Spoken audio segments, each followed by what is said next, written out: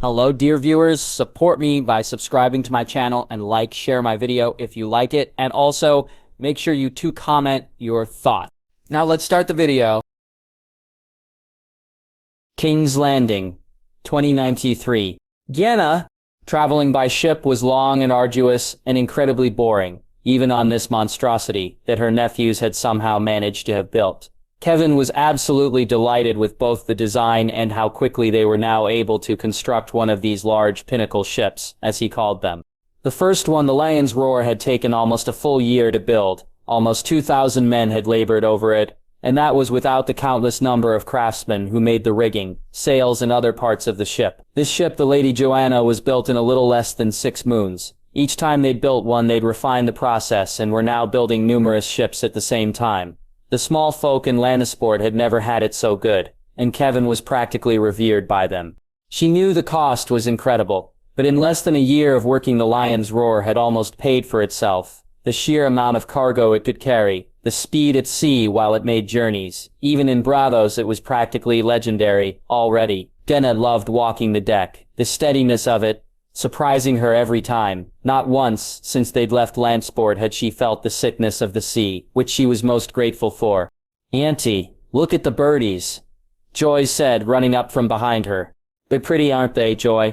"Pretty birdies, Auntie," the little girl said, smiling, as a gull ducked below the water. "Ouch, fishy," Joy said as the bird came back up with a fish in its mouth. "Come, Joy, let's go. It's lesson time." "No, Auntie. Birdies."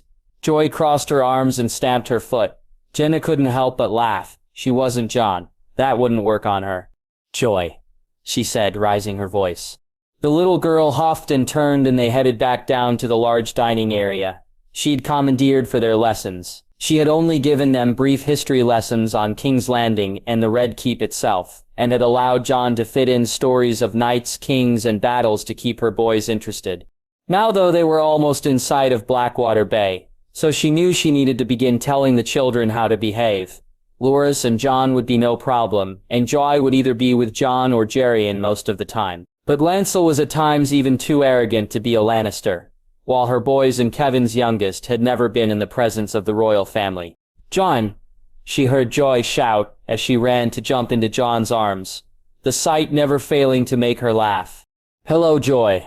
Where were you?" "On ship, Jon, seeing the birdies." "Did you see fishies, Joy?" "Birdie made fishy, ouch, Jon," Joy said, and Jon grabbed her and began tickling her. "No, Jon, stop," she giggled. Jenna nodded at him, and he lifted Joy up and sat her on his lap, while she grabbed a chair and sat down, her boys immediately looking to her, as did Martin and Willem. Lancel, though, sat there with a bored expression on his face. "Right, we're about to arrive at King's Landing, and there are things you need to know." "What things, Mother?" Tistin asked, and Walder giggled until she shot him a look. "There are ways you need to behave while we're there, especially with the royal family. Now listen carefully." She looked around the room and noticed Lancel trying his best to look disinterested. "You too, Lancel," she said, leaving no room in her voice for argument. "Now what do we say when talking with ye king and queen?" We call them your grace, Auntie," Martin said shakily. "Very good, Martin," she smiled at the boy. "And the lords and ladies?" "My lord or my lady, Auntie," Willem said, not wanting to be outshone by his brother. "Very good, Willem." "Hey, now what do we do when we meet the king and queen, or the prince?" "We bow, Mother, but Joy needs to curtsy," Tepton said smugly. "That's right, Walder, show me how you bow." Her son got up and made a passable bow. She would work on it later with him and Tyon. "Joy, want to show me a curtsy?" Joy looked at Jon in confusion before looking to her, and back to Jon. "Joy, say your grace, remember," Jon said, lifting the girl to the ground. "Your grace," Joy said, and Yenna was stunned to see the girl give a far better curtsy than some older girls did. "Well done, Joy, that was really good," she smiled, and Joy laughed before Jon picked her up again. She wondered how he'd thought her that, but decided not to ask for now. The rest of the lesson went well. She felt at least the children would be fine if they had someone with them, which they would undoubtedly have in this place.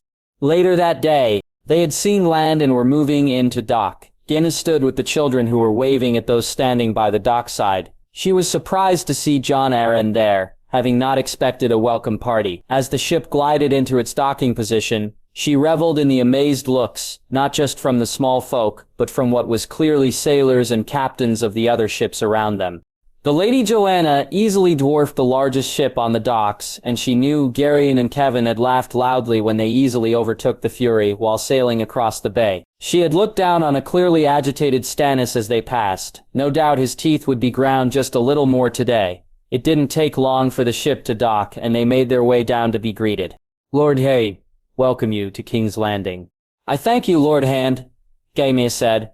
"Lord Garion, Lord Kevin," Jon Arryn said, greeting her brothers, before moving to her. "Lady Genna, King's Landing has missed you, my lady," Jon Arryn said, trying to smile at her. "I've not missed it, Lord Arryn," she said, even though she had. "We've arranged for you to stay in the royal apartments, though we had not thought there would be so large a contingent of you." "It's fine, Lord Han. We'd prefer to stay in the family residence. It's much better for the children," Jaime said. "My lord, if you're sure, my lord," Jon Arryn said. "I think it's for the best, Lord Hand," Jaime said, and moved to get their things loaded on the carriages and carts that had arrived from their manse. "Lord Kevin, I congratulate you on your appointment as Lord of Lannisport and Admiral of the Western Fleet. Such a worthy appointment.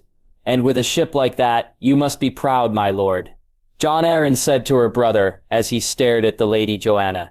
"Aye, the Lady Joanna's a fine ship. She and the other pinnacle ships are most worthy," Kevin said. "Others, my lord?" Jon Arryn asked worriedly. "Aye, the Lady Joanna is one of 5 such ships," Kevin said proudly. She watched as Jon Arryn's face fell, then straightened once more. "Good. Let him fear the wrath of lions." If there was one thing her late departed brother had right, it was that sometimes a little fear was a good thing. Unfortunately, Tywin didn't understand that it needed to be used in moderation, something she was glad that Jaime did. After saying their farewells to a clearly perturbed Lord Arryn, they finally made their way to their residence. She was looking forward to this tourney, to the balls and the feasts. It had been far too long. It was a pity she had to bring Aemon with her, though. She sighed as she looked at the sleeping form of her husband in the carriage beside her. Marjorie. Their arrival at King's Landing was uneventful. They were met by the Hand but not the king, or prince, much to her grandmother's annoyance. Lord Arryn said flattering words to her father which he lapped up, even though it was technically an insult to not be met by at least one member of the royal family, something she knew her grandmother would rage about later on. For Margaery, though, she cared not about meeting the prince and was instead looking forward to seeing Jon again. It had been 2 years since they had met, and she found she missed her friend. He was not like the other lords, and heirs or spares she'd been forced to deal with since the wedding. Jon didn't brag of his achievements or tell you how good he was or what someone had said about him. He was just Jon, and she missed that a lot. Since the wedding, they'd had numerous balls and feasts. Her name days had come and gone, and each time there had been a gift from Jon awaiting her. The wolf brooch she wore every day, the rose-covered hand mirror she kept among her things, and the beautiful illustrated book she kept by her bedside. The pictures of castles and mythical beasts were beautifully drawn, almost coming alive as you looked at them. The letters she'd exchanged through Loras had been neatly tied in a bow and kept at the base of her jewelry box. Every so often she'd pick one to read and smile as she read of Jon's yentures with joy. When Loras arrived alone for the tourney, she'd been upset and a little annoyed. Had Jon not wanted to visit her? She worried, but when Loras told her he was ill and handed her the letter he'd written, she felt happy and relieved that he would soon recover. That letter was the one she liked reading the most. It always made her feel better when she was sad to know that out there somewhere, her friend was thinking of her. "Is Jon not with you?" Margaery asked, after hugging her brother. "No, Marge. He took ill and wasn't able to travel." "Is he all right? Will he get better?" she asked, worriedly. "Aye, he will be. Just needs to rest for a bit." "Ooh," she said sadly, realizing that she wouldn't see him for who knows how long. "He did write you, though," Loras said, handing her Jon's letter. Later that day, she snuck off to a quiet area of the gardens and opened the letter. "Just Margaery. I'm so sorry I couldn't come to see you this time. I swear I'll come visit you in your home one day soon. It seems the gods must hate me, for they've decided to make me ill. Just when I'd been looking forward to the visit more than anything. I wish I could be there, to tell you of Joy and Ghost, of Loras and the adventures we have. Yenchers Jon, as Joy, would correct me, were she there. I wish I could see you smile, make you laugh, sneak off away from everyone so we could dance. I shall count the days until I see my friend again, each one duller without you. Until then I'll write and smile, and each day shall think of you. We'll see each other sooner rather than later, I hope. Your friend, Just Jon. Margaret Cherise smiled, as she thought of the letter and the fact that Loras had confirmed in his raven that Jon would be joining him this time. She had barely noticed her grandmother's voice calling her, and she looked up sheepishly to find they'd arrived at their rooms in the maiden vault. Her grandmother had hoped to be settled in Margaret's holdfast itself, but for some reason they'd not been, and she knew this would add to her chagrin. Margaery, are you listening, child? Olenna said a little louder. I'm sorry, grandmother, what did you say? Never mind that, my dear, are you well? I'm fine, grandmother, a little tired from the journey. Well, you should take a nap, my dear. We can't have you tired when you meet the prince later on. Of course, grandmother. I had hoped we'd be closer to the royal apartments, but for God's knows whatever reason we've been housed all the way over here. You'd think the damn royals would know better than to treat the family bankrolling them such a way. Olenna said, her voice rising as she spoke. Mother, Mace said, shaking his head. Oh, do shut up, Mace, you know I'm right. How is Margaery supposed to spend time with the prince from over here? No, this will not do. Margaery tuned out the inevitable argument to come. Her father would no doubt receive a tongue lashing, and her grandmother would bring it up again and again to both the king and Hand, until she got her way. She herself had no wish to be any closer to the prince. Each time she'd met the boy she'd been less and less impressed with him. The things she'd heard about him didn't fill her with any desire to know him better. One night, unable to sleep, she'd walked to her grandmother's room to overhear her grandmother speaking to Willis. She'd not been able to resist, so had leaned against the door and listened. Apparently the boy likes to berate the servants, and worse. Willis said. Worse? She heard her grandmother ask. I've heard tell that he has moved from berating and having them dismissed from service, to arranging for beatings to occur in front of him. Are you sure of this? Her grandmother said worriedly. I am, grandmother. It's been told by a number of our spies. This is not good. The boy's the key to the throne. Should he continue like this? The sound of footsteps forcing her to miss what else was said. Can I help you, my lady? Arik's voice said as he walked towards Margie. No, sir. I had come to speak to my grandmother, but she's busy. I shall talk to her on the morrow. As you say, my lady, the guard said, and bowed.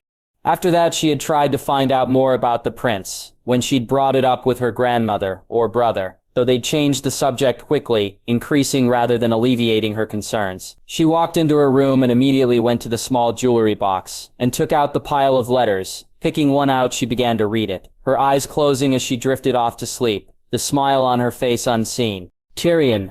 The Lannister manse was impressive, as large as Kevin's residence in Lannisport, and surrounded by a large wall and garden. It had stables and a separate area for guards, as well as the large main house itself. Inside it was as would be expected of a Lannister property, extravagantly decorated, with large paintings of lions and lords of the rock and various ancestors. He shuddered as he looked at the imposing portrait of his father before moving to his rooms. Jaime had all the family along with Jon and Loras kept in the same wing of the house. The other side was kept for the rest of their accompaniment. Tyrion watched as his belongings were carried into the room, the large chest full of books his pride and joy. Once it was done, he looked around, glad to see the bed was comfortable and the desk neatly arranged. Harold, their steward, had done a great job in preparing the place. He left his room and walked down to his brother, passing the various servants that were rushing around, making sure his family were settled. When he reached the room, he was surprised to see Jaime alone. His brother had kept Jon very close on this trip, and he expected to see the boy inside. Thankfully that meant Ghost was nowhere around, the wolf having constantly done his best to scare Tyrion to death on their journey here. Ah, brother, come sit. We'll be heading over to meet the king and our sweet sister, very soon. Jaime said, and Tyrion sighed. Oh, what joy, he jabbed, and Jaime laughed. Come now, Tyrion. I'm sure you're looking forward to meeting the children, if nothing else. 2 of them, perhaps, Tyrion said, having no wish to meet his eldest nephew if it could be helped. I needed to talk with you anyway, brother, Jaime said as Tyrion sat down. Of course, so what shall we discuss? The smell, or that we're no doubt going to be leaned upon for coin by the hand? Tyrion asked. Well, we can't do anything about the smell. As for the hand, the answer is no. We're not helping them, Tyrion. I'll leave it to you to figure out what to say, but we're not giving them one more dragon. Very well. So anything else? A few things. Firstly, I shan't be returning to the Rock with you all. Jon and I will be heading north for a while. Jaime said, catching him by surprise. You can't. We've work to do, Tyrion said, shaking his head. No, brother, you have. You're my heir, my castellan. I trust you to keep things in order while I'm gone. There's no one I trust more. Jaime said with a smile. Tyrion felt the pride well up in his chest. No matter how many times Jaime made it clear he respected him or valued him, hearing it from his brother always managed to make him feel 10 feet taller. Of course, brother, I won't let you down. I know that, brother. Now the other thing is, it's time we began to play the game. There are things we need to know, players we must be aware of. I want you to begin to get the measure of them while we're here. Tyrion smiled brightly at this. He'd wanted to delve into the politics of the realm more. Up until now, he'd only done so in the West. He'd begun a network of spies and informants over the years, and knew exactly who thought what in every castle in the Westerlands. He had learned secrets about lords that even his father had not known. To now get the chance to do so here was something he greatly looked forward to. He'd need to begin carefully, to start at the bottom, but he felt in time he could grow as big a network here as he had in the Westerlands. I'll bring you a list of people we can trust, people to watch out for, but I want you to start your own. I'm sure you can compare them both. Where will you get your list from? He asked. Oh, I have sources too, brother. Jaime smirked. Now come, we have a king to bow to. The two brothers walked from the room, japing with each other as they did so. As they came to the end of the corridor, they were joined by Jon, Loras, and Joy. The two boys were holding her hands and swinging her in the air. The little girl's laughter was infectious, and both Tyrion and Jaime soon joined in. It was then Tyrion felt the by now usual tug on his britches. Where the wolf had come from was beyond him, but as Tyrion tried unsuccessfully to get him to stop, he was thankful to hear his cousin's voice. Ghost come. Joy said as she ran down the corridor, the wolf in hot pursuit. They made their way to the courtyard to find the two small carriages already waiting. Genna and her boys in one and the other for Kevin's family. He looked to see his uncle Jerian trying to get Joy to join her aunt, but the girl seemed much more keen to ride along with Jon once she saw Winter was saddled. My lords, Jon said, rushing over to his horse. Tyrion joined his aunt in the first carriage, while Jaime and Loras mounted up. The gates opened and they began their journey to the Red Keep itself. He resisted the urge to stick his head out the window, and instead spoke to his aunt and cousins. Finally they reached the Red Keep, and Tyrion eagerly got out of the carriage. The castle itself looked even more imposing than it had in Tyrion's books, the red stone making it stand out as if it was on fire, and the drum towers rising high. To Tyrion, though, it wasn't as impressive as Casterly Rock, but he was happy to see it all the same. They were met by some gold cloaks, household guards, and Captain Vylar, who Tyrion noticed was deep in conversation with Jaime. Shall we, nephew? Genna said as Tane and Walder rushed over to join their cousins and Jon. If we must, Tyrion said with a smile. It seems we must indeed, Jaime said, and Tyrion turned to see his brother standing behind him, with a smirk on his face. As they walked through the castle, Tyrion was disappointed to see no sign whatsoever of the Targaryens who built it. All evidence they had existed had been removed or covered over, and Tyrion, who had secretly hoped to see a dragon skull, felt the replacing stag banners and paintings didn't have the same impact. When they reached the large double doors, the guards outside allowed them to enter. The room itself was incredibly impressive, large and imposing, and there at the front sat the king on the Iron Throne itself, the throne looking much more impressive than the man who sat on it. Tyrion thought, Lord Jaime Lannister, the Lord of Casterly Rock, and the Warden of the West. The herald's voice boomed. Lord Kevin Lannister, the Lord of Lannisport and First Admiral of the Western Fleet. Lord Jerian Lannister, the Lord of Castamere. Lord Tyrion Lannister, the heir to Casterly Rock. Lady Jenna Lannister, the Lady of Casterly Rock. Tyrion smiled at the last one. Jaime naming his aunt the Lady of the Rock would no doubt raise some eyebrows, but as his brother said, with neither of them married, and since she took on the duties, she may as well have the title. Your Grace, Jaime said as he bowed before the king, the rest of their retinue doing the same. Your Grace, his brother then said, looking directly at their sister, whose smile belied the monster that lay beneath it. "Lord Jaime, welcome to the Red Keep," the king said, and Tyrion thought his words slurred. Was he already drunk? "Indeed, it's good to see you, Lord Jaime," Cersei said, and Tyrion gulped as he saw the way she looked at his brother. Tyrion stood as the rest of the introductions were made. He noticed the smile the king gave his uncle Tyrion and the grimace Cersei gave him. His uncle and aunt were welcomed both equally well by the king and queen. But when the king saw Jon and Loras was when things got interesting. "Jon Snow, come forward, your king wishes to see you." "You can leave the flower behind," he jabbed, and Tyrion saw Jon's face crease while Loras, to his credit, just nodded. "Your Grace," Jon said, getting down on one knee.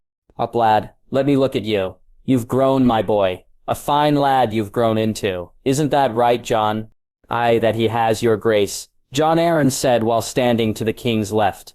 "You'll be competing in the duels, won't you, my boy?" the king asked. "With your Grace's leave, I'd like to," Jon replied. "My leave, I insist. You show them just like you did in Lannisport. I'm afraid your father hasn't come, my boy. But never mind, you'll be cheered on by a king." Robert said, his smile beaming. "Then I shall surely prevail, your Grace," Jon replied, and the king laughed loudly. "That's the spirit, lad." The back and forth continued for a few more moments. Robert basically ignoring everyone else while lost in conversation with Jon, speaking of battles and tourneys and how much like his father he looked. Tyrion could see that Jaime was watching the king intently, his hands opening and closing by his sides.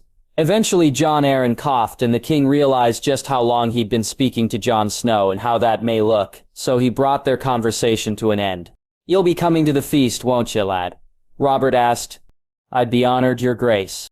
"Piss on that, lad. At least with you there, I'll have someone to talk to," Robert said, his voice growing a little quieter at the end. "Well, let's move this along. I've roses and fishes to meet," Robert said, laughing loudly. "Jon." The meeting with the king was harder than he had expected.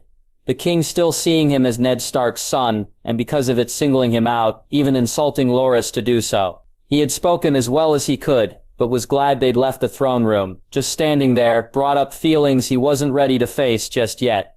It was there in front of the throne that his brother and sister's bodies were presented to the impostor, who sat where his father should now be sitting. There in that very room, that man had looked down at the mutilated bodies of his family, a babe and a girl of 3 named days, and loudly proclaimed that he saw no babes, only dragon spawn. As he stood there looking at the man, Jon had felt the rage rise inside him. Had he carried a weapon, he'd have buried it in the fat king's laughing face.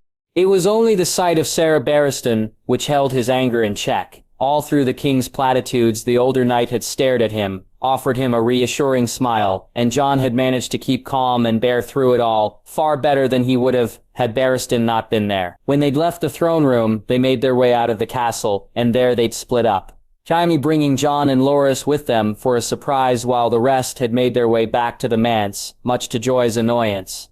It was only after he promised her a present, and after Tyrion had took her on his horse, that Joy had agreed to go without him. He waved at her and they were joined by Jorahs and Owlers, while Ghost appeared before rushing off in front of them, scaring people as he went. "So, my lord, what's the surprise?" Loras asked as they walked. "If I told you then, it wouldn't be a surprise now, would it?" Jaime said, and Jon smirked. "What are you laughing at? You want to know as much as I do." Loras grumbled. "Aye, I do, but I know better. It's a surprise, you idiot," Jon said and bumped Loras in the shoulder. "Will you come visit my family with me afterwards, Jon?" Loras asked. "I don't know. Don't you want to see them on your own?" "Not really. Besides, if you come, we may get to spare while we're there," Loras said. "You can go with Loras, Jon. I've a few things I need to take care of, so I won't need either of you. The rest of the day, just make sure you're back for Joy's story. I'm not explaining to her where you are," Jaime said with a small laugh.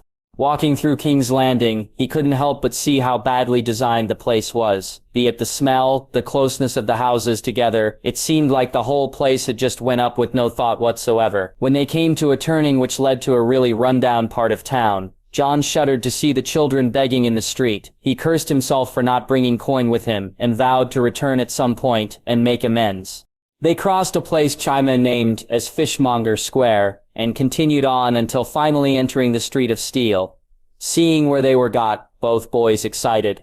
As they walked, they could see large pieces of armor in the window, could hear the sounds of the hammers hitting anvils. They walked to the top of the street and came to a building that was much larger than all the others.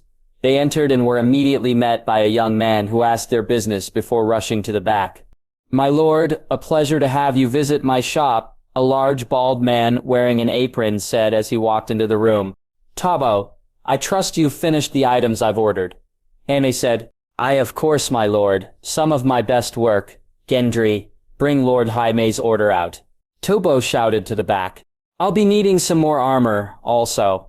My usual should suffice, plus a number of shields. I'm sure that won't be a problem," Jaime said, and the man nodded enthusiastically. After a few moments, a boy of around Jon's age came out. Though he was a lot larger than Jon, the boy had dark hair and bright blue eyes and looked at them with an almost angry look, though it softened when Jon smiled. "Tyrio is Master Tobo," Gendry said, handing the blacksmith 2 swords in scabbards. "Good lad," Tobo said, and the boy smiled at the older man. "I made simple scabbards, my lord, although should you wish I can make them more fancy, like the swords themselves." "No, that's fine," Jaime said, taking the first sword out. The sword was a smaller version of a long sword, perhaps made for someone not fully grown. Jon thought and was proved correct when Jaime turned to Loras. "It's time you were both armed. You're skilled enough for it. Loras, this is for you," Jaime said, handing Loras the sword. Jon looked on as his friend's eyes widened. Loras took the sword almost reverently and examined it carefully. He had to admit it was an incredible-looking thing. The blade itself was far better made than most Jon had seen, and certainly of a quality he'd not seen on any sword other than Jaime's or the 2 Valyrian swords he'd seen, Dark Sister and Ice. The hilt was a smooth dark leather, while the guard was curved in what to Jon looked like thorns. The pommel a golden stone shaped like a rose. He smiled as he saw the emotion on Loras's face, before turning to see his own sword being handed to him. This sword was a smaller, thinner blade, a copy both of his training sword and Dark Sister. As he held it, he marveled at its lightness, making even the training sword feel heavy in comparison. His sword's hilt was a smooth black leather, the pommel a white wolf's head with 2 red stones serving as the eyes. The guard was curved downward in the shape of a wolf's claw, and Jon could see the care that had gone in the making of the sword. "I thank you, my lord, Master Tobo," Jon said with a large smile. "As do I," Loras added, finally coming out of the daze he'd been in since he'd received the sword. "You're welcome, my lord," Tobo said, and Jon didn't feel the urge to correct him. "Now, lads, these are no training swords. You're to be careful with them. If you abuse the trust I'm showing, then I'll have no problem taking them back," Jaime said, and both he and Loras nodded, understandingly. They strapped their new swords to their sides, he and Loras both happy to see how well they fit. As they left the shop, Jon looked around to see where Ghost had gotten to, only to hear a commotion from down the street. The wolf soon came running up, followed by an angry-looking man, who was waving a large stick about. As he arrived at where Jon was standing, he saw the reason for the man's anger hanging from Ghost's mouth. The roll of blood sausage had perhaps at one point been quite large, but as Ghost sat in front of him, Jon watched it disappear into the hungry wolf's mouth. "My lord," Jon said to a clearly amused Jaime, who threw him a couple of gold dragons. "There he is. Grab him, thief," the large man said as he reached them. "I'm sorry about him. Perhaps this would suffice," Jon said, throwing the man a gold dragon. He could see the man wasn't satisfied, so threw the other one. "Just keep the damn beast away from my store," the man said, turning and walking away.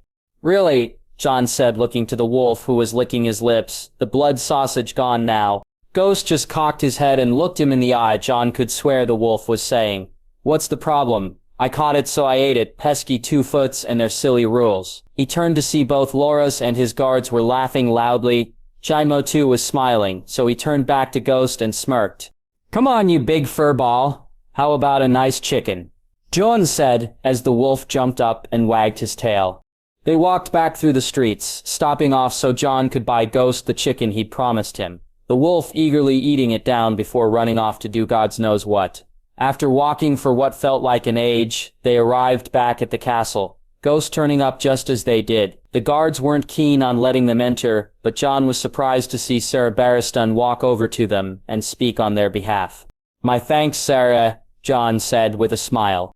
"Don't mention it, lad," Barristan said, and looked at Jon intently. Jon nodded and turned to Jaime, who seemed to understand. Sarah Barristan, come, let's speak of Torny's past and former brothers. Jaime said. Aye, let's do that, Lord Jaime. Loras, Jon, I bid you both a good day. Barristan said as he and Jaime walked away. Jon could see how Loras was looking at the two men as they walked away, the look of wonder on his face. The two greatest knights in the Seven Kingdoms off to speak of past adventures, what either of them would give to be a fly on the wall for that conversation. Come, Jon, I'm sure if I keep my grandmother waiting much longer, she'll skin me alive. I didn't know your grandmother was a Bolton, Loras. Jon jetade.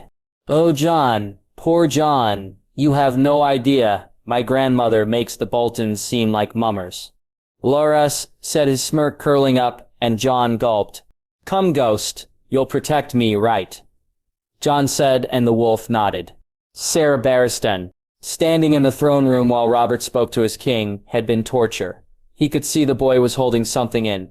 Did he know? Had Jaime told him? He wondered. As he looked to Jon, he felt he did. There was something in his eyes that hadn't there when he met him at the tourney, a determination, a focus he hadn't had before. As he watched him look at the king, he could see hatred in his eyes. He had done his best with smiles and looking reassuringly at him to try calm him down, and he was glad it seemed to work. The boy stayed polite and friendly, and the king was overjoyed to speak to him. After what felt like an age, they left, and Barristan was happy his shift was ending. He made his way back to White Sword Tower and cleaned up before heading out for the day, hoping to bump into Jaime so they could speak, and if he had Jon with him, then so much the better. Septon, Richard, he said, as he walked from the tower. Lord Commander, I was wondering if I could speak to you of the prince. Of course, Sarah. His behavior is getting worse, sir. Barristan, I don't know what we're to do. I know, Richard. I'll see if it can be brought to the hand's attention. Until then, I'm afraid there's not much we can do. Barristan said and felt sorry for the other knight. Sir Richard had surprised Barristan. While immensely loyal to the Baratheons, the man seemed to have more honor than he'd given him credit for. He hated guarding the crown prince or the queen, and had become disillusioned guarding the king. The only time the man seemed happy was when he guarded the prince and princess. Barristan resolved to allow the man more time guarding the younger children. He deserved to keep his faith in the crown for a while longer. Richard, until then I'll change your duties. You'll be guarding Prince Tommen and Princess Myrcella Moore. Thank you, Lord Commander. Richard said gratefully, and Barristan nodded at him before leaving. Barristan walked quietly through grounds coming to the gates, and was pleased to see Jaime arriving with his king and the young Tyrell boy. He looked to see some commotion, and was shocked to see the large white wolf his king was standing beside. Jaime had told him about the wolf in his letters, but seeing it in person was something much different. The wolf was as large as a small horse, and Barristan had no doubt it could be incredibly dangerous if it so wished. Making his way over to them, he deduced they didn't wish to allow the wolf access. Is everything all right here? He asked the leader of the household guard. Aye, Sarah Barristan, just telling Lord Jaime that his squire's wolf can't be allowed inside the castle. And Wyatt, that Captain Seto? Sarah Barristan, it's a wild beast. It wouldn't be safe to allow him inside. The captain answered, shaking his head.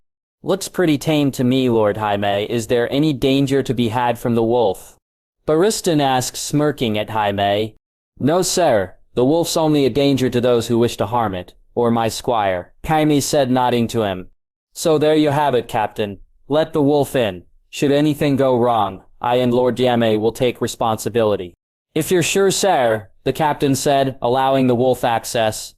Jon smiled and thanked him, and he and Jaime headed off under the pretense of speaking as former brothers. They walked quietly for a while before arriving at a small tavern. Entering, they were immediately seated at a quiet table at the back. Barristan had used this tavern before. It was owned by the Lannisters, though he was sure not even the spider knew that, and he had taken to come here on his days off so as to not alert anyone of its significance.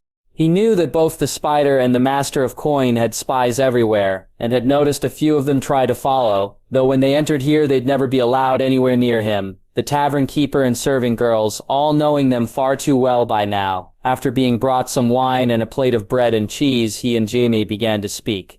Your squire looks well, my lord. Is he competing in the duels? Aye. He is, sir. I look forward to it. The king has changed the rules, you know. It's only half duels now, followed by a melee. He's also raised the age to 4 in 10 name days. Are you serious? He'll put young boys in a melee? Jaime said, shaking his head. Aye, the last 8 go into a melee. Up until then it's a duel. Perhaps young Jon should sit this one out, Barristan said, the worry clear in his voice. No, he would never do it. Besides, the king will want to see him in the damn thing. What do you think? Barristan asked, noticing the frown on Jaime's face. What, oh, Jon will be fine, Septa. It's more Loras I'm worried about. The boy's still a bit temperamental, but with Jon with him, they'll be fine. Jaime said, smiling now. Good, he looks well. Jaime seems different somehow. Barristan said, leadingly. Aye, he is Barristan. He's learned so much. Jaime nodded and Barristan smiled. I'd like to talk to him if that would be all right. Of course, I'll see to the arrangements. I'm sure he'd love to speak to Barristan the Bold. Jaime said, and Barristan felt his heart race. So how are things here, Barristan? It must be so dull without me. Though I find I'm reminded more and more of our times together, before his grace took the throne. He watched as Jaime looked at him and he nodded, seeing the realization dawn in Yemi's eyes. Really, and why is that, sire? Oh, princes, my lord. Just thinking on differences between princes and how some princes behave more like some kings. Barristan said and watched as Jaime shuddered. And the court, Sir Barristan, how does the court fare?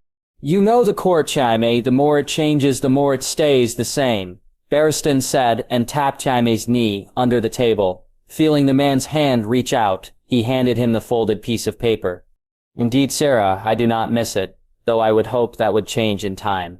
As do I, my lord. The two men spoke then of tourneys and jousting, of swords and battles. They laughed as they remembered things they got up to with men who'd long since passed, and while at times they both felt a little bit sad, by the time they bid their farewells, each man was walking with more of a spring in their step. Cersei. She had been furious to find that her family would be staying in their private residence, had done her very best to ensure the guest rooms in the holdfast would be put aside for her family, rather than the grasping roses. Only to find to her annoyance that Jaime would be staying elsewhere. When she saw him in the throne room, she felt her heart beat that little bit faster.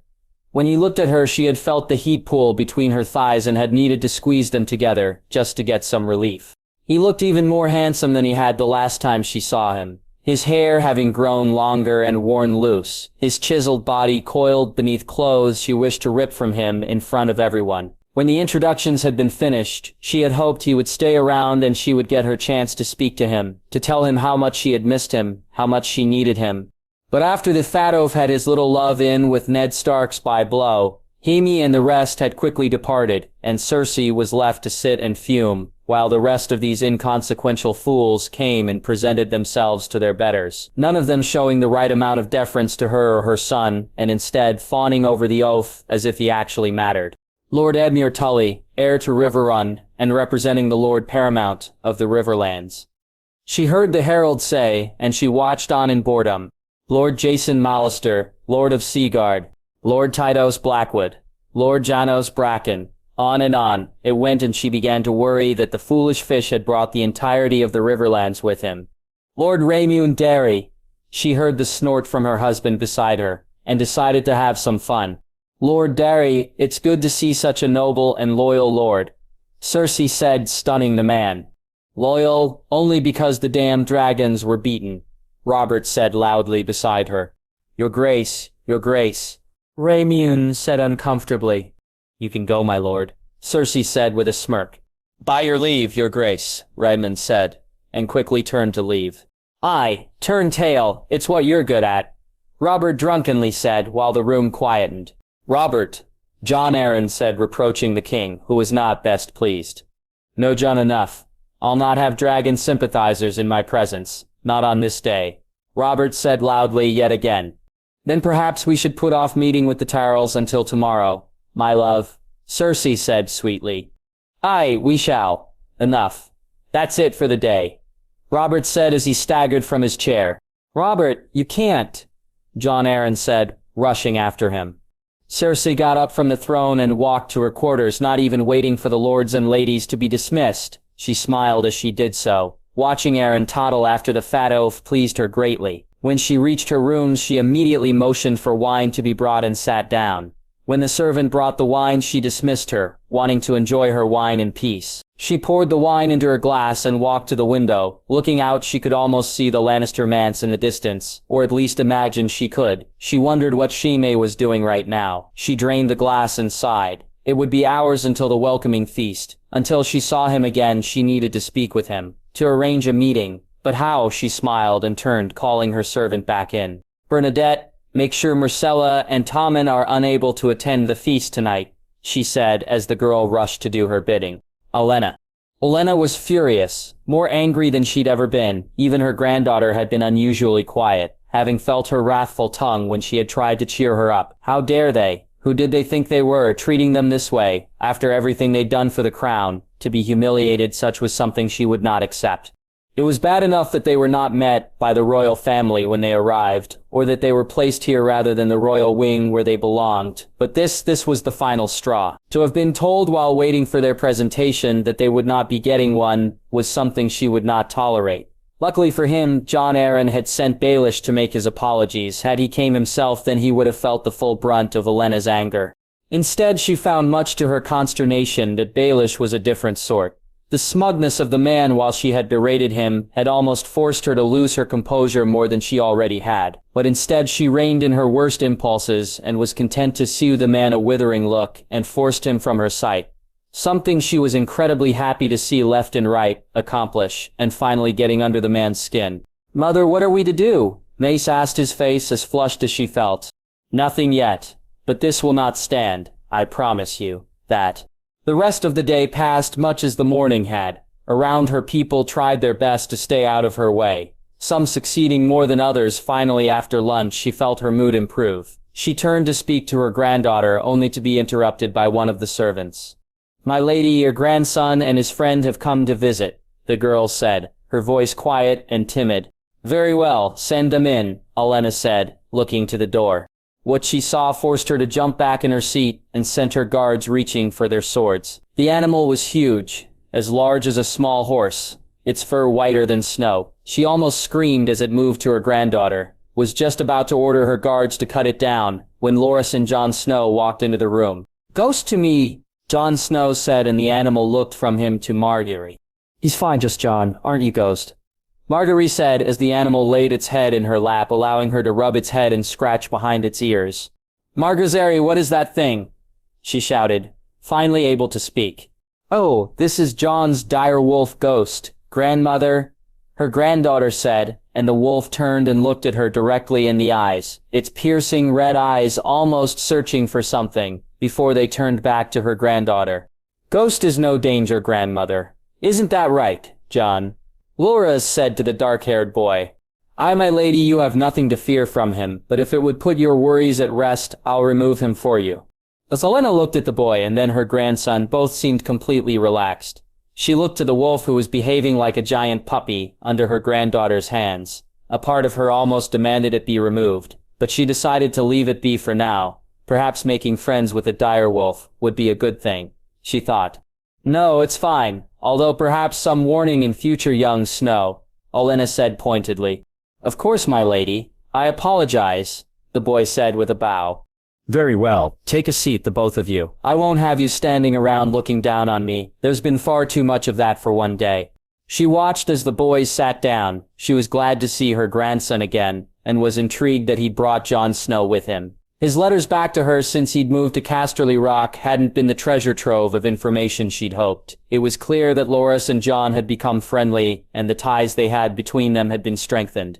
It was also clear her grandson had not only blossomed under Jaime Lannister's tutelage, but had enjoyed his time there also, which, if nothing else came from it, would suffice for Olenna. But she had hoped to find something more about Jon Snow. Some reasoning behind how the boy seemed able to achieve so much. The mines were one thing, but the wind wheels, which had started popping up in the Reach, and the ships which were the envy of her good son, were another. In all the letters, though, the only thing she had to go on was that Jon was very intelligent and treated like family by the Lannisters. That in itself was no longer a surprise. With the boons he'd brought to them, she too would be treating him like family if he was in the Reach. Apart from that, according to Loras, the only significant things about Jon Snow was that everyone he met seemed to like him and that he was her grandson's best friend. So Loras, how have you been? Olenna asked to get the ball rolling. Perhaps in conversation something may be revealed. Very well, grandmother. We're looking forward to the duels very much. Aren't we, Jon? Aye, we are, my lady. Jon Snow said, and Olenna noticed him looking to her granddaughter. How was your journey, Jon? Marjorie asked, smiling at the boy. It was very good, my lady. The new ship was so much more agreeable than the last one I traveled on. Jon said, smiling back. You came on that monstrosity. Olenna said, raising her eyebrow. Aye, we did, my lady. The Lady Joanna's a fine ship, Jon said. Indeed, I've never been on anything like it before. Grandmother, Loras added. Is it true you designed it, Jon? Marjorie asked a little quietly. I came up with the idea, my lady, but Lord Tyrion and Lord Kevin were the ones who saw her built. Olenna looked carefully at the boy. She had of course known that he supposedly came up with the idea for the ships, but the question was how.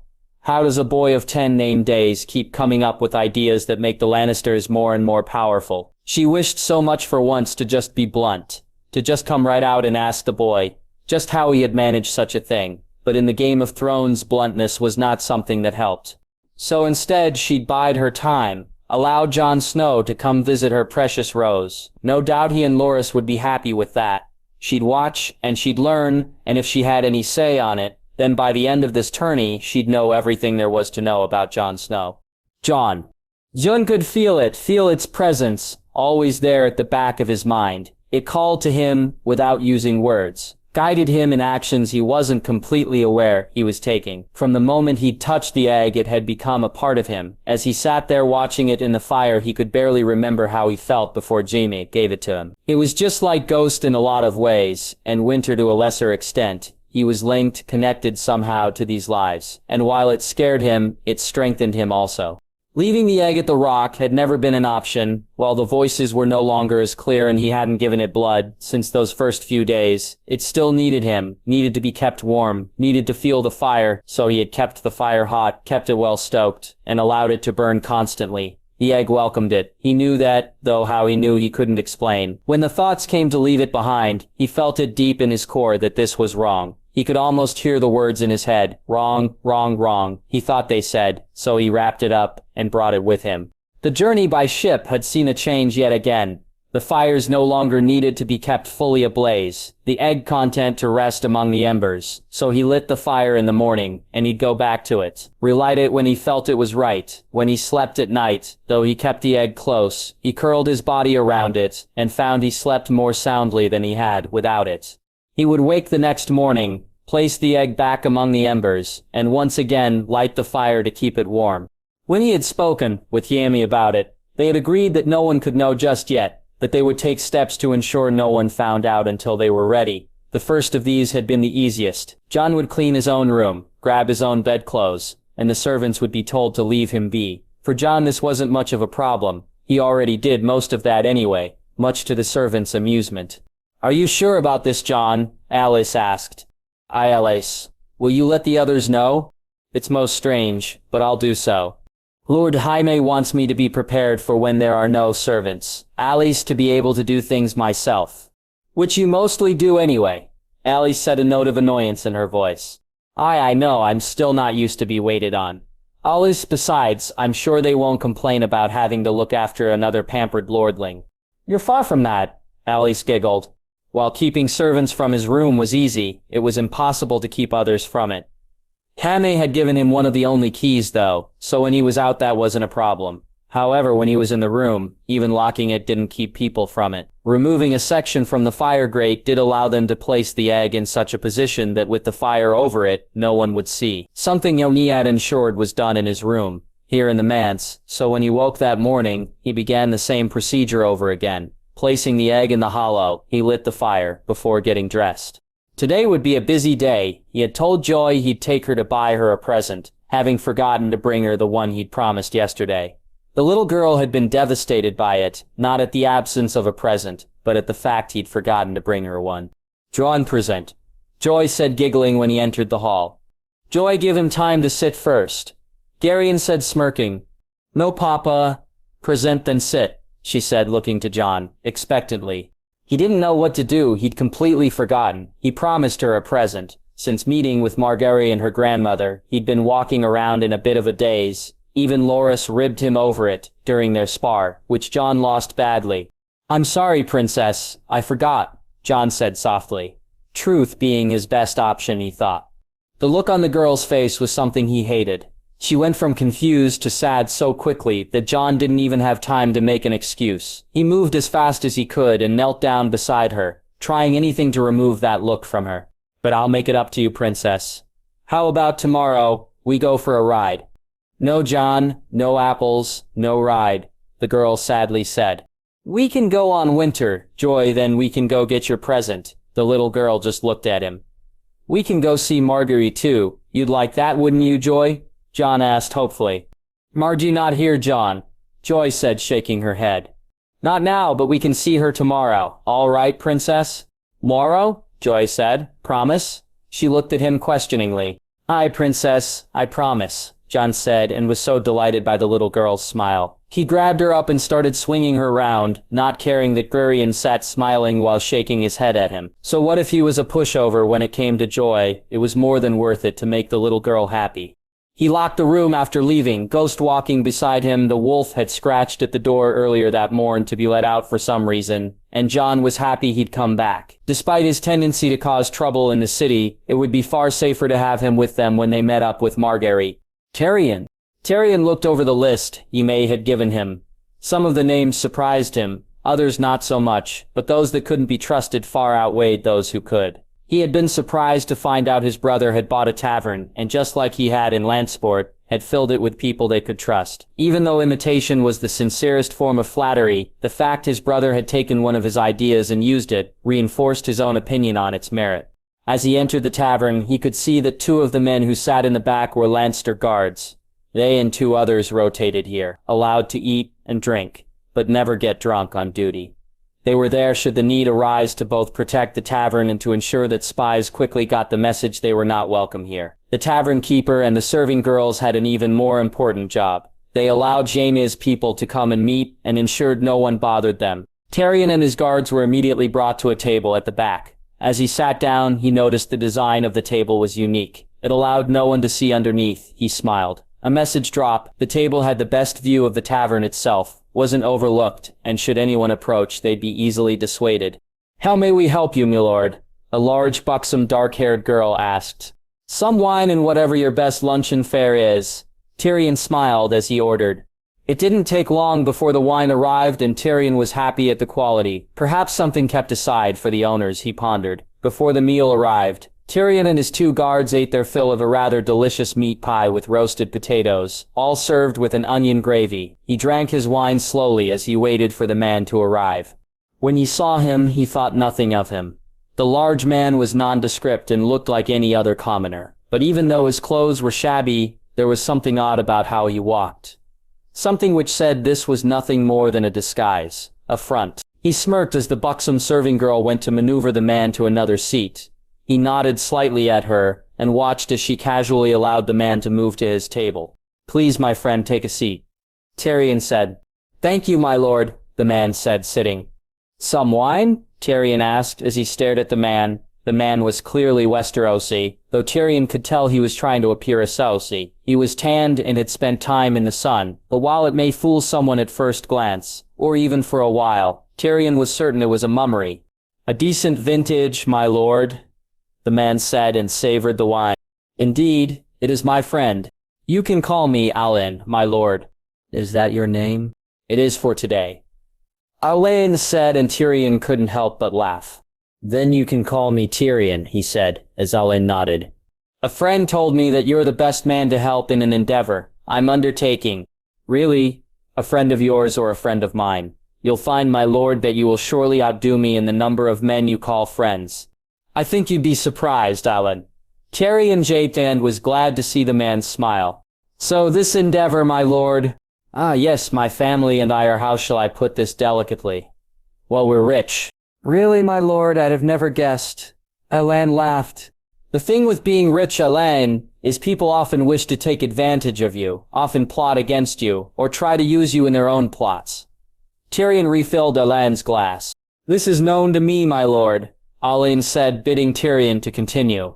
Well, the best way to ensure that we stay aware of such plots is by the gathering of information, something my friend tells me you are most adept at.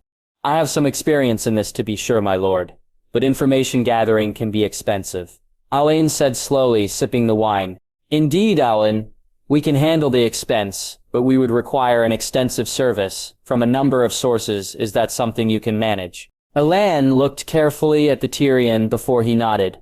Very good then. Let us drink to our newfound endeavor, Tyrion said as he and Alan raised their glasses.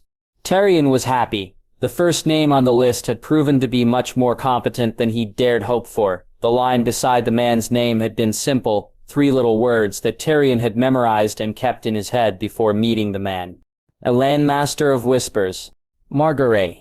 Margaery was surprised when her grandmother not only didn't argue with her, but actually encouraged her to spend time with Jon today. After meeting her and her grandmother yesterday, Jon had shocked her by asking if she would like to join him when he explored the city the next day. He then quickly turned and asked her grandmother's permission, when he realized what he'd said, which she couldn't help but laugh at.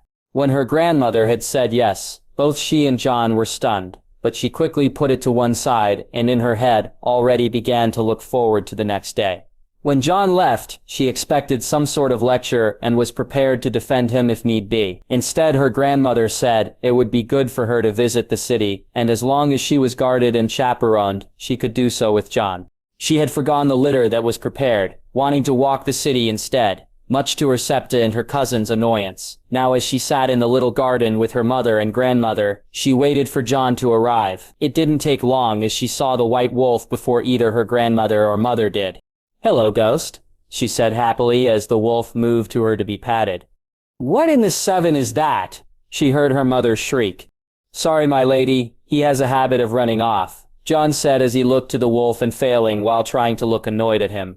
"Margie," she heard her name being shouted before a little girl ran and grabbed her in a hug. "Hello, Joy. Joy wishes to join us today, Lady Margaery, with your permission." "Of course, looking forward to a Yenter, Joy." "Yenter, Margie."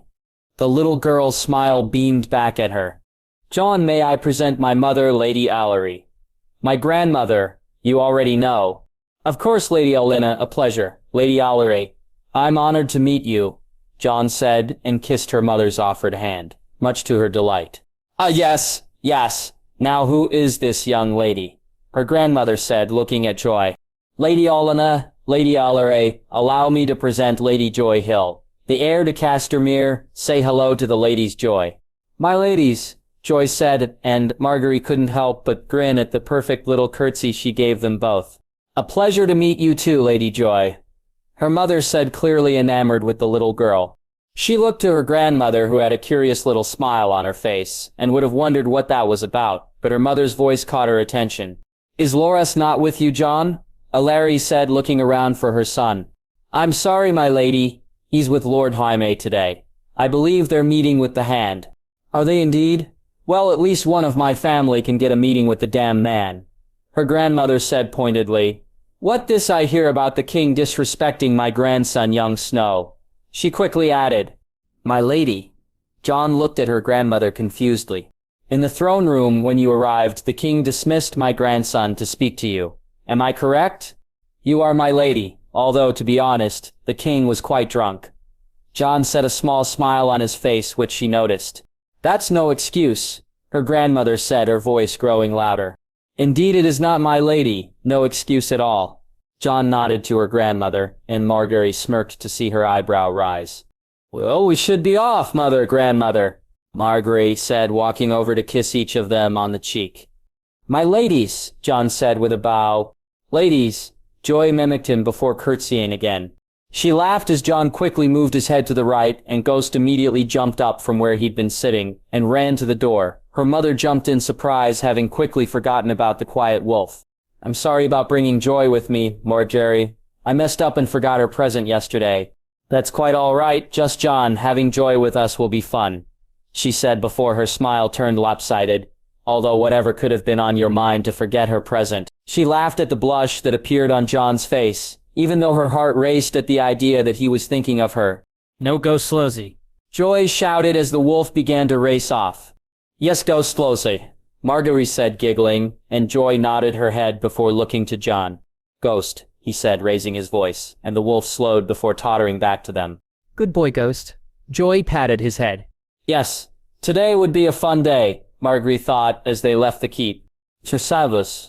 Jaime had hoped not to have to come back to the Red Keep before the night's feast. It was supposed to take place the night before, but apparently the king took ill. Though given how drunk he was at their presentation, Jaime was sure he'd just fallen asleep. But the missive had arrived at their residence that morning. The Hand wished to see him, so here he was with Loras, waiting to see Jon Arryn. He was glad Jon was not with him today. He had smirked when his king had asked his permission to spend the day with Lady Margaery. He had almost wanted to tell him he couldn't just for the fun of it, but had decided against it after what had happened with Joy. So he allowed him and Joy spend the day with Margaery, and Loras was to instead accompany him on his duties for the day. Loras was delighted at the honor, and he was glad to see the two boys had made up and were back to being the best of friends. You need anything? My lord, Loras asked, standing stiffly to attention. No, I'm good. Not sorry you're missing the day with Jon, Joy, and your sister. No, my lord. Much prefer to do this, the boy said, a forced smile on his face, showing he was only half telling the truth. Well, we shall have to get some spars in then, won't we, Loras? Aye, we should, my lord, Loras said, his smile beaming now.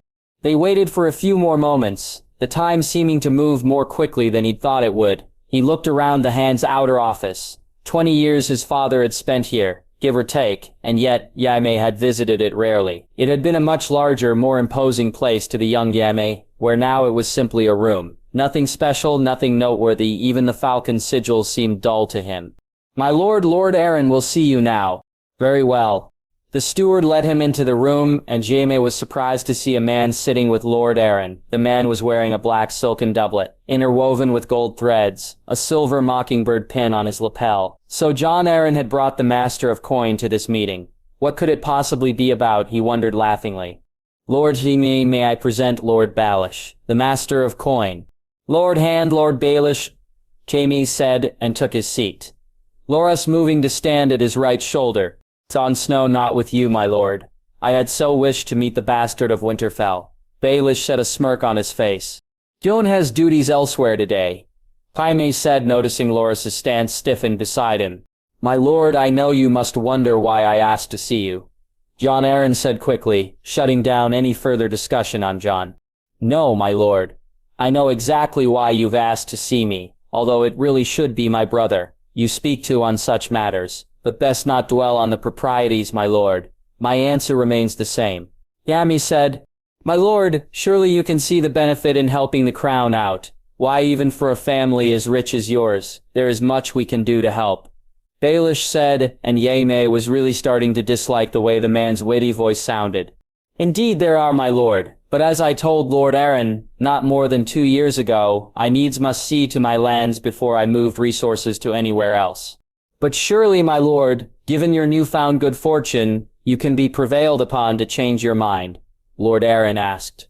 My lord, our good fortune is not without its costs, while we will in the future see a benefit. The cost to get started, the castles for my uncles, the expensive rebuild of our fleet, all of these must be paid for and must be paid up front. Indeed, each of which costs the equivalent of more than 10 smaller ships, my lord. Baelish added, So you see me building ships, building castles, starting extensive projects within my lands, and you think this is a good time to come ask for coin. Am I missing something, my lords? Is not the Tyrell's loans enough? And if not, then why would I agree to lend to someone who cannot pay their debts? The crown always pays their debts, my lord, just like yourself, Lord Arryn said, annoyed. Really? Jaime raised his eyebrow. My lord, why would you need my coin with the Tyrells loaning you money? Are you really spending coin that quickly? How much exactly is this tourney costing? You yourself held a tourney, Lord Jaime, Baelish said, looking him in the eye. I did. One that fully funded itself. Will this one do the same? He looked at them both. I thought not, my lord, while I sympathize and perhaps in the future will be able to help. For now my answer remains the same. That's your final word then, Lord Jaime? Jon Arryn said, his face flushing red. It is. Then it seems we have no more to discuss. Enjoy the tourney, my lord. Jon Arryn said dismissively. I will. I thank you, my lords. Jaime got up and he and Loras left the room. Walking quickly through the keep, Jaime saw the woman move towards him with a note in her hand. He sighed, knowing exactly who wrote it. Loras, remember exactly what you heard in that room. When you speak later to your grandmother, feel free to speak to her on it. My lord, I would never. Loras said, affronted. I wish you to Loras, I know you'd not betray a confidence, but this, your grandmother should be aware, you understand. I do, my lord. Good lad. The woman arrived just as he finished speaking to Loras. My lord, from her grace. I thank you, Jaime said, taking the note. He and Loras walked from the Tower of the Hand, passing a glowing torch.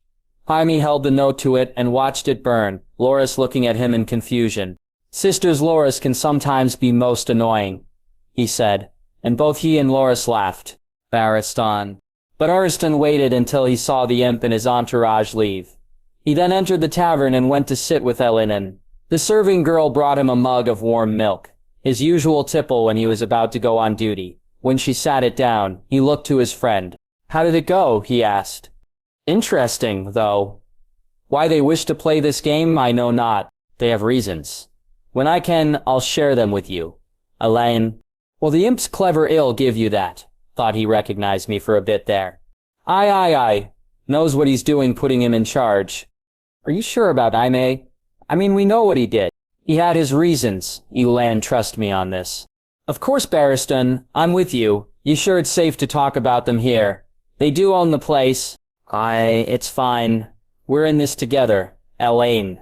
I trust them as much as I do you. He watched as Alan nodded, then ordered another drink and some bread and cheese.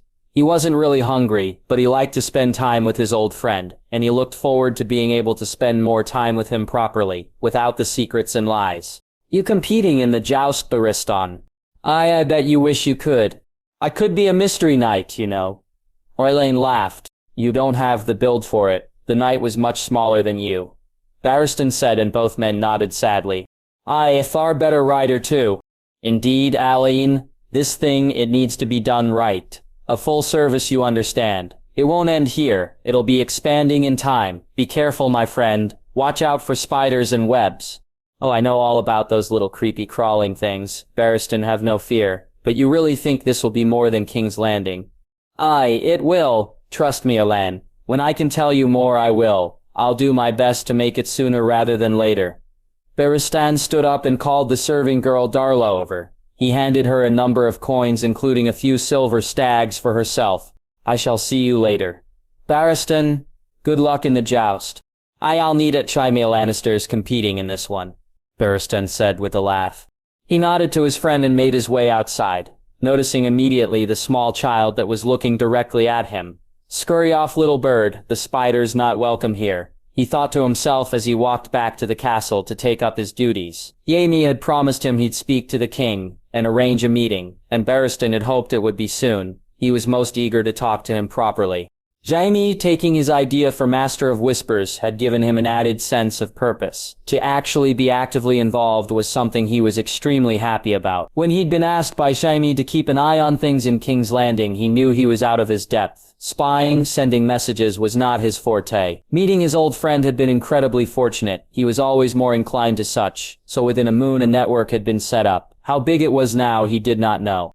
As he walked, he laughed at the name his friend had came up with for it. The spider had his web and little birds, but Alan was a man with a flair for the dramatic, and so, the Order of Skulls and Kisses had been born. He looked forward to telling the king of his friend, to being able to tell his friend that Rhaegar's son lived. But mostly he looked forward to taking his knee and pledging to serve, a just and honorable king. Walking around King's Landing with Marguerite and Joy was an experience he'd not soon forget. Having fed Ghost at the first stall they'd come to, anything to keep the wolf from running off and causing mischief. Jon found that while he'd tempered Ghost's need to rush off, he had not managed to do the same with Joy. The little girl seemed lost in wonder at the colorful stalls, the bright shining pieces of jewelry or the various fabrics that glimmered and allowed the light shine through them. But it was the smells of food cooking that drew her attention most. Roasted chestnuts, various fish and fowl, fresh bread, all those stalls would find themselves peppered by questions. by the inquisitive little girl. What's that?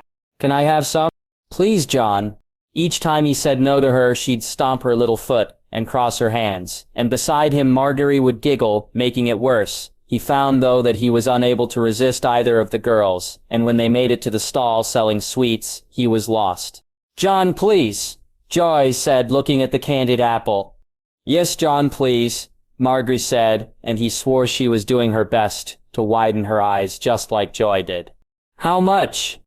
I'll take 10, Jon said, and a huge smile appeared on the man's face. Handing over the candied apples, Jon gave one to Joy, who immediately began licking the candy outside. He handed Marjorie and her cousins Eleanor and Meghan one each, both girls shocked he'd bought them one, while Marjorie gave him a smile that made it more than worth it.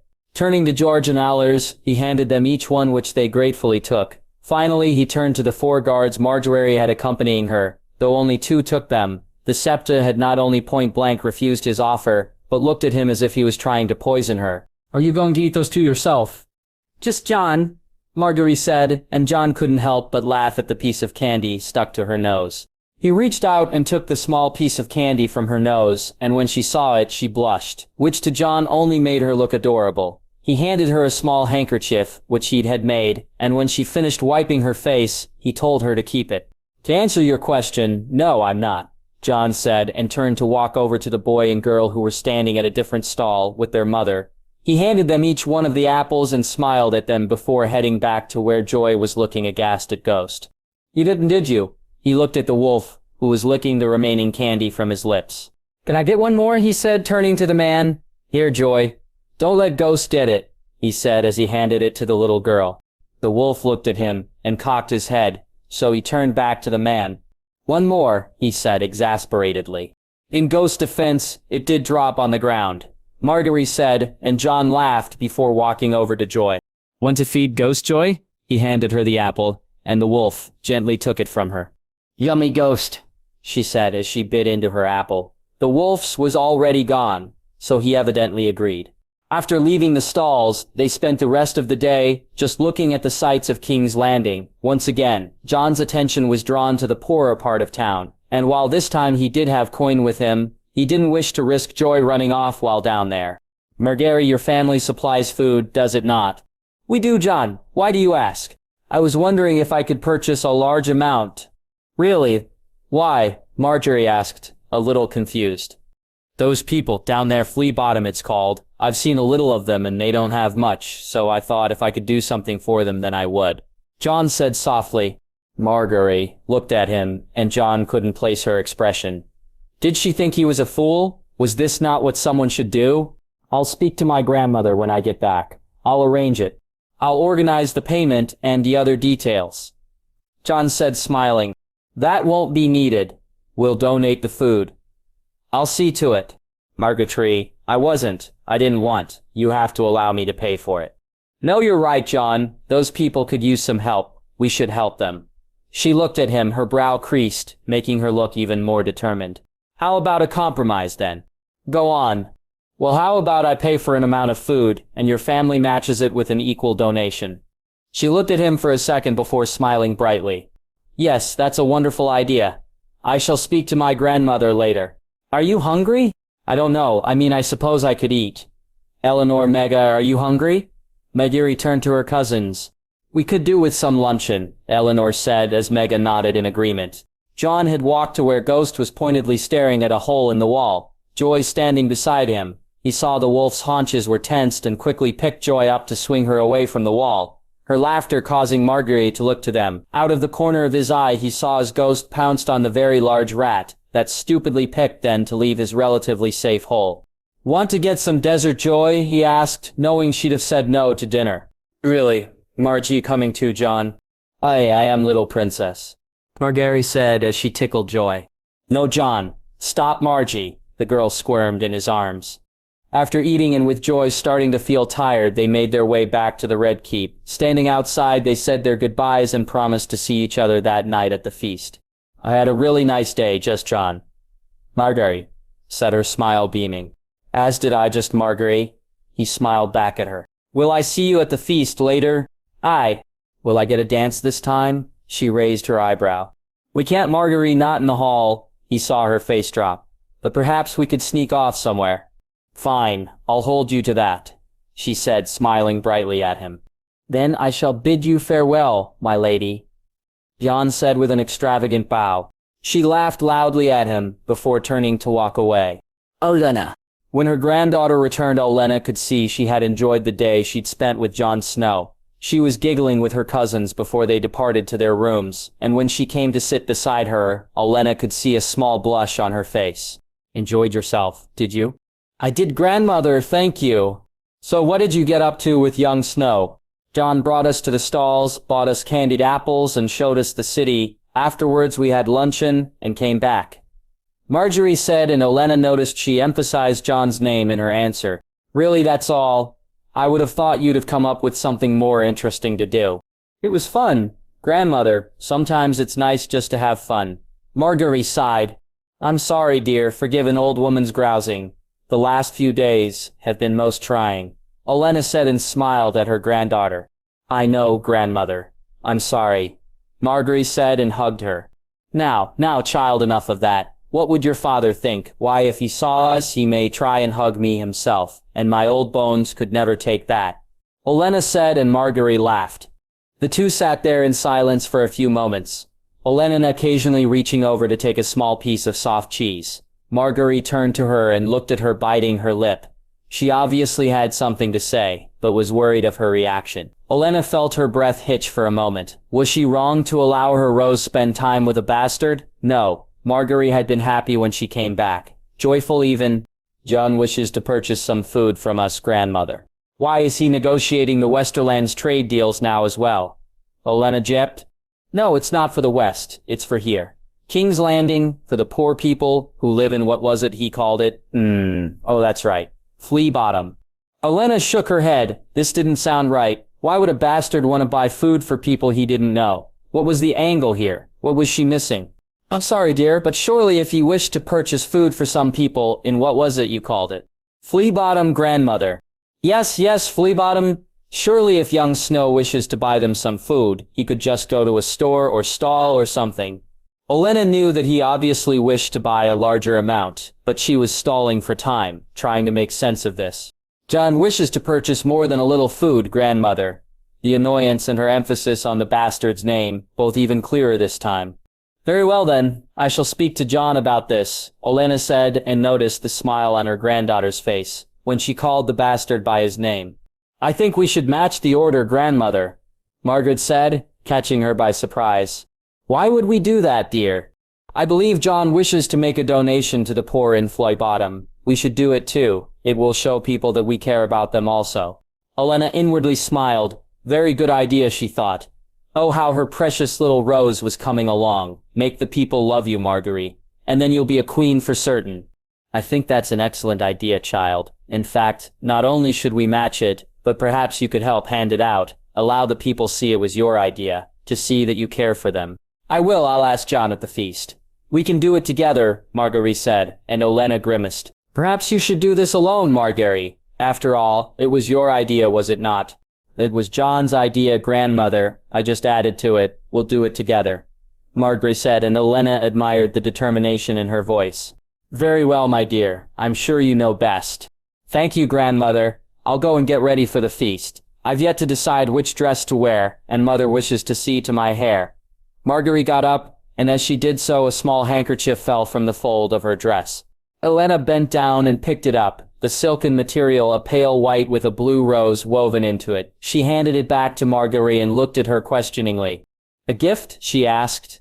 I needed to wipe my face. Jon was gracious enough to lend me his handkerchief. I must have forgotten to give it back. Marjorie said, her face growing redder by the second. See that you do, my dear. We wouldn't like the boy to go without something so precious now, would we? Of course not, grandmother. Marjorie smirked as she put it back in her dress before leaving. Olenna took a sip of her wine. This would not do at all. She had wanted to get to know more about Jon Snow. Had felt that given Marguerite and his age that nothing would come of them spending time together. But given how her granddaughter was acting, she was starting to think that it was a terrible idea. If only the boy had been born on the other side of the sheets, things could be different. But a bastard and her Rose. No, this would not do at all. Jaime, After speaking to the hand, he and Loras had left the Red Keep and went back to the residence. There were things he should be doing in the capital. He knew that, but seeing that letter from Cersei, all he wanted to do was pick up a sword and hit something. So he and Loras had sparred. The boy had certainly gotten better over the last 2 years. He could really develop into something special. Jaime thought even as he beat him, yet again. I yield, Loras said, as Jaime held the sword to his neck. You keep falling for that, Loras, when the sword comes in high. Each time you try to react with a low counter, each time you do so you get caught. I know, my lord, but I've seen Jon do it, so I wanted to try to do it myself. Jon is faster than you, Loras. He's almost faster than I am. What works for him will work for you. Instead of trying a low counter, what should you do? I should block and move back, Loras said reluctantly. Good, now try that all right. My lord. Jaime moved into position. Lowering his sword to the ground, he tapped it once, and they began. The first few exchanges were simple movements, meant to warm you up rather than win a point. After a while he moved to hit the high blow. This time Loras did what he told him. He blocked and moved back. Jaime allowed him to counter then and allowed the hit, watching the smile appear on Loras's face. While with Jon he never allowed him win points, he didn't earn. With Loras he found the easiest way to teach him. To get a point across was for him to show him the benefits by allowing his lesson to lead to a point win. You see much better, Jaime said. Aye, you're right as always, my lord. The two stopped and heard the sounds of people as they came in through the gate. When Loras saw it was Jon, he got ready to shout his greeting. Before he did, Jaime noticed a girl asleep in Jon's arms. Moving quickly, he drew Loras's attention to Joy and was relieved when the boy quietened. My lord, if you'll excuse me, Jon said, nodding to him and Loras, before heading into the house. Jaime turned and walked to place his training sword away. He had promised Barristan he would speak to Jon, so he motioned to Loras that they were done and headed into the house. Walking down through the corridors, he headed to his room, giving Jon time to put Jai to bed before speaking with him. When he got to his room, he found his Aunt Gina coming towards him from the opposite direction. Were you looking for me, Aunt? I was indeed. Well, let's go inside. I'm sure it's important. Jaime said, and his smirk was not appreciated. The two headed inside and sat down, pointed to the wine, and Gina shook her head. So he poured out one glass for himself, and waited to see what had brought his aunt to him. I've just heard the king's changed the rules on the duels. Is that right? Aye, aunt, it is. The final 8 will take part in a melee, and he's raised the age to 4 and 10. Gina sighed and shook her head. I want you to pull the boys out of the thing. Jaime. What? I can't do that, aunt. Jon and Loras would never forgive me. Jaime, I don't want to see them hurt. They're too young to be taking part in a melee. I know that, aunt, but the king's a fool and doesn't think things through. I'm sorry, but I can't pull them out. Jon's already told the king he'd compete. If he doesn't, then I don't know what the fat oaf will do, or say. I'm worried about them, Jaime, Yoni said softly. They'll be fine, aunt. They'll work together if need be, and I'll speak to them beforehand. Make sure they don't take unnecessary risks. You really think they'd follow through on that? She said mockingly. It's the best I can do. Very well, but if they get hurt, it won't only be the king who'll have to face me, Gina said as she got up from her seat. As he watched her leave, he couldn't help but smile. While the thoughts of either of the boys being hurt was something he worried about and hoped would not happen, a part of him wished to see just exactly how Robert would cope when facing his aunt's wrath. He finished off his wine and decided to head to Jon's room. Hopefully he would have settled Joy by now. When he got to the room, he knocked before trying the door and finding it locked. He called out for Jon and heard the boy move around in the room, so he waited a few moments for him to unlock the door. These arrangements were necessary, but he knew that both Tyrion and Loras were not happy about them. For different reasons, both were trying to get to the bottom of why Jon alone locked his doors, both when he was in and out of the room. Sorry, my lord, Jon said as he unlocked and opened the door. That's fine, Jon. How was your day? Jaime asked as he entered and took a seat. Good, my lord. Actually, there's something I wish to talk to you about. All right, go ahead. My lord, I was wondering if I could loan some coin from you. Coin? For what, Jon? Jaime asked confusedly. Not only did Jon have a decent amount of coin to his knowledge, but the boy never wanted anything for himself. I've been thinking on those people that don't have too much, my lord. The ones who live in Flea Bottom. I've seen children there who are certainly not eating right. So I wish to purchase some food from Lady Marga's family to give to them. Jon said, looking down to the ground. How much would you need? 5,000 gold dragons, my lord. Jon said, and Jaime smirked at the coincidence, realizing just exactly how Jon intended to pay back the loan. Of course, Jon, you can arrange the details with Lord Tyrell and ensure him he'll be paid by me. Really, my lord? Jon said, excitedly. Aye, of course, Jon. Jaime said. So wanna tell me anything else about your day? Noah. It was fine, my lord. Jon said, and Jaime saw the boy blush. There is something you can do for me. Jon, well, for Sarah Barristan, actually. Anything, my lord. Sarah Barristan wishes to meet you, Jon. Properly, King to Kingsguard. Can I make the arrangements? Of course, my lord. I'll be happy to speak to him. Jon said, smiling. Very well, I let him know. Now why don't you get ready for this damn feast tonight? I will, thank you, my lord. Good, and Jon, be careful there tonight. It'll be different than you think it will. People will say things that seem innocent, but they'll be trying to get you to slip up, to try and reveal more than you want. I'll be fine, my lord. I shall keep my own company. Oh, and would this company comprise of a certain lady of the Reach? Jaime said and smirked, as Jon's blush grew redder. Just be careful of strangers, Jon. Make sure you know who it is you're speaking to, before you say anything. Jaime added, I will, my lord. Good, now I'm sure my aunt will fuss over your appearance, so do you best to be ready on time. Jaime said, laughing, as he got up to leave. He looked back at the boy who was sitting there a little nervously, and he left the room. Loaning him the coin was no problem. Hell, if he wanted it, he'd give him the damn coin. What he was going to do with it made Jaime swell up with pride. One king spending coin on useless tourneys and feasts. The other more willing to actually spend it to make people's lives better. He couldn't have hoped for a better king to serve. As he walked back to make himself ready for the night's festivities, he thought back to his conversation with his aunt. If only she knew, Jon wouldn't be in any trouble during the duels whatsoever. As soon as he told him the amount he wished to borrow, Jaime knew it. No, Jon wouldn't be in trouble. He was going to win the thing. 5,000 gold dragons to the winner of the duels. Yes, Jon had plans for that money, and the irony of using Robert's own coin to do what Robert would not, was not lost on him. Dawn. As they made their way inside the feast hall, Jon couldn't help smile. Jaime had been right. Jenna had fussed and harried them when they thought they were ready. She had made both he and Loras change their doublets, had then ensured their boots were polished to a sparkling shine, and had paid so much attention to Jon's hair that the others couldn't help but rib him for it. For the rest of the trip to the Red Keep, he had to admit, though, he did look good. The black doublet was worn over a white shirt, the breeches a black leather, his boots were shined, and on his doublet he wore a small wolf pin, a present he'd received from Margaery for his 9th name day. He had been delighted to see her wear his white wolf brooch, and had felt bad that he hadn't the opportunity to wear her present, so was glad of this chance. Lord Lannister, may I escort you to your table? A dark-haired man said when they entered the room. You may. Jon looked around nervously. What was he to do? Should he move to a lower table or follow Jaime and the others? He looked to see Jaime smile at him. Let's take our seats, Jon. My lord, Jon said, nodding.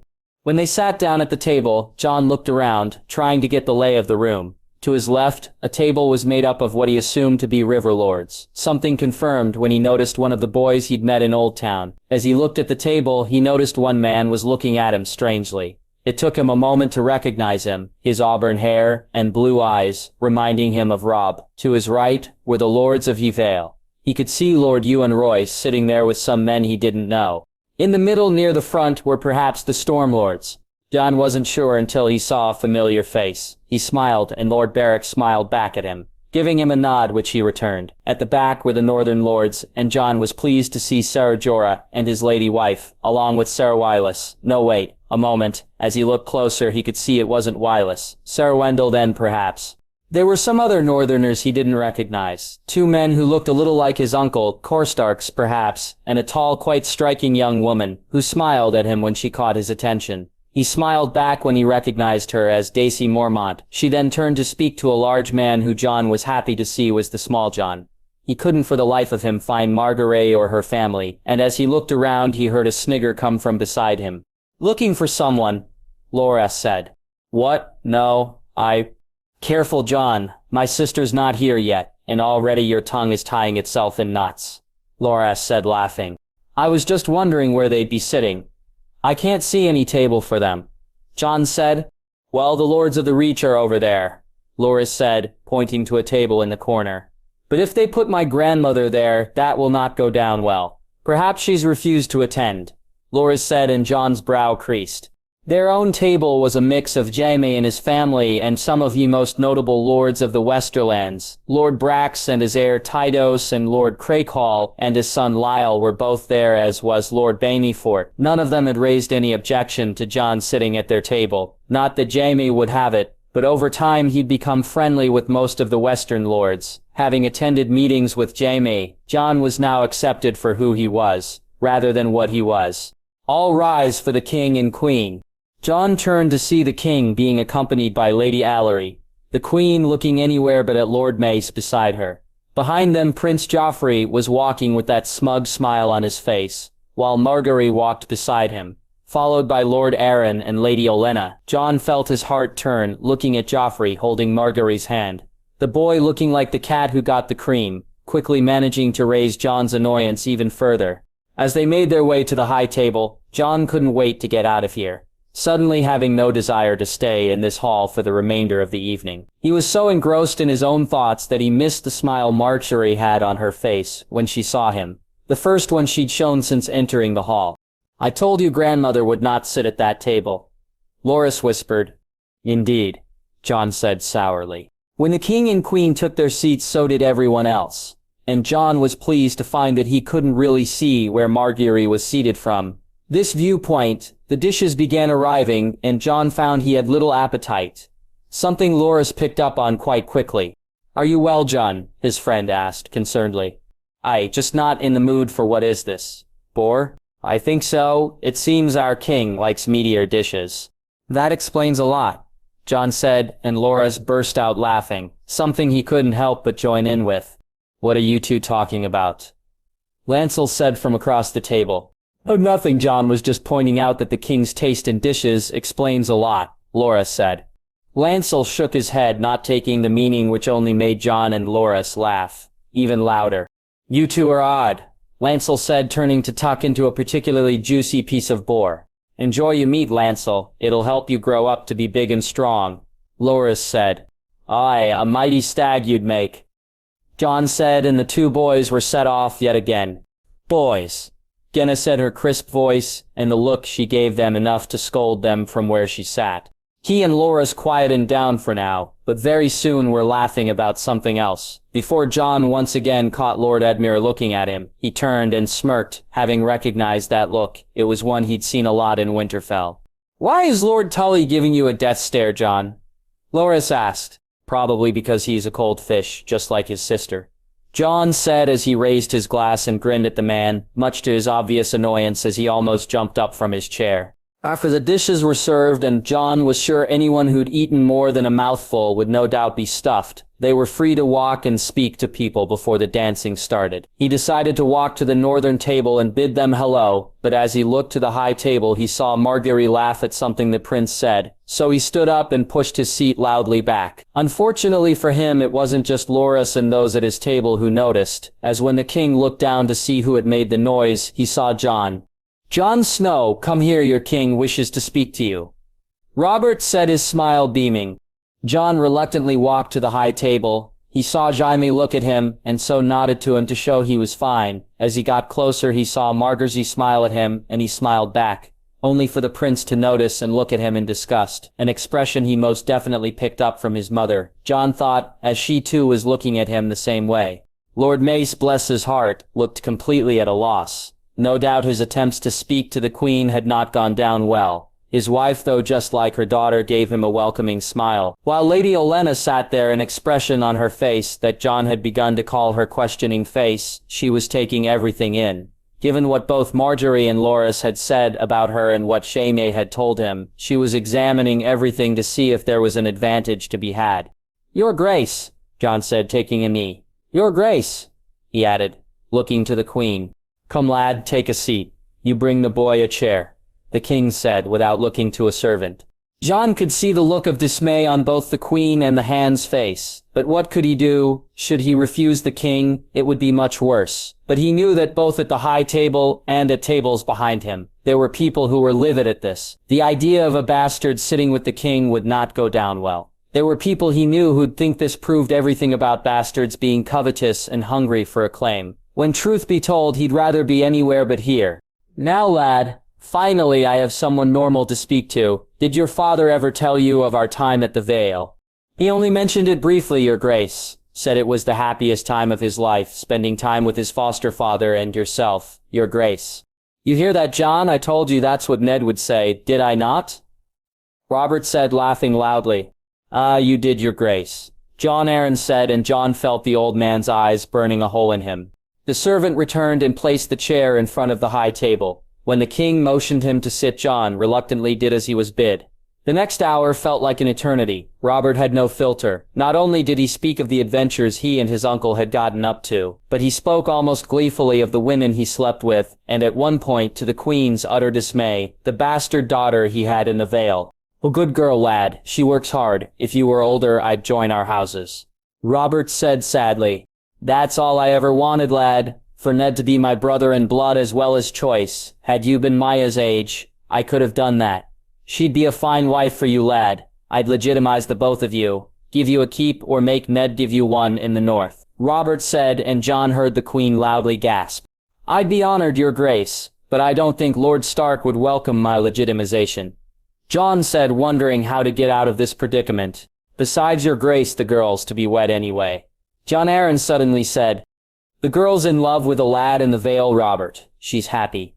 Jon Arryn said, and the king calmed. "She is," he said softly.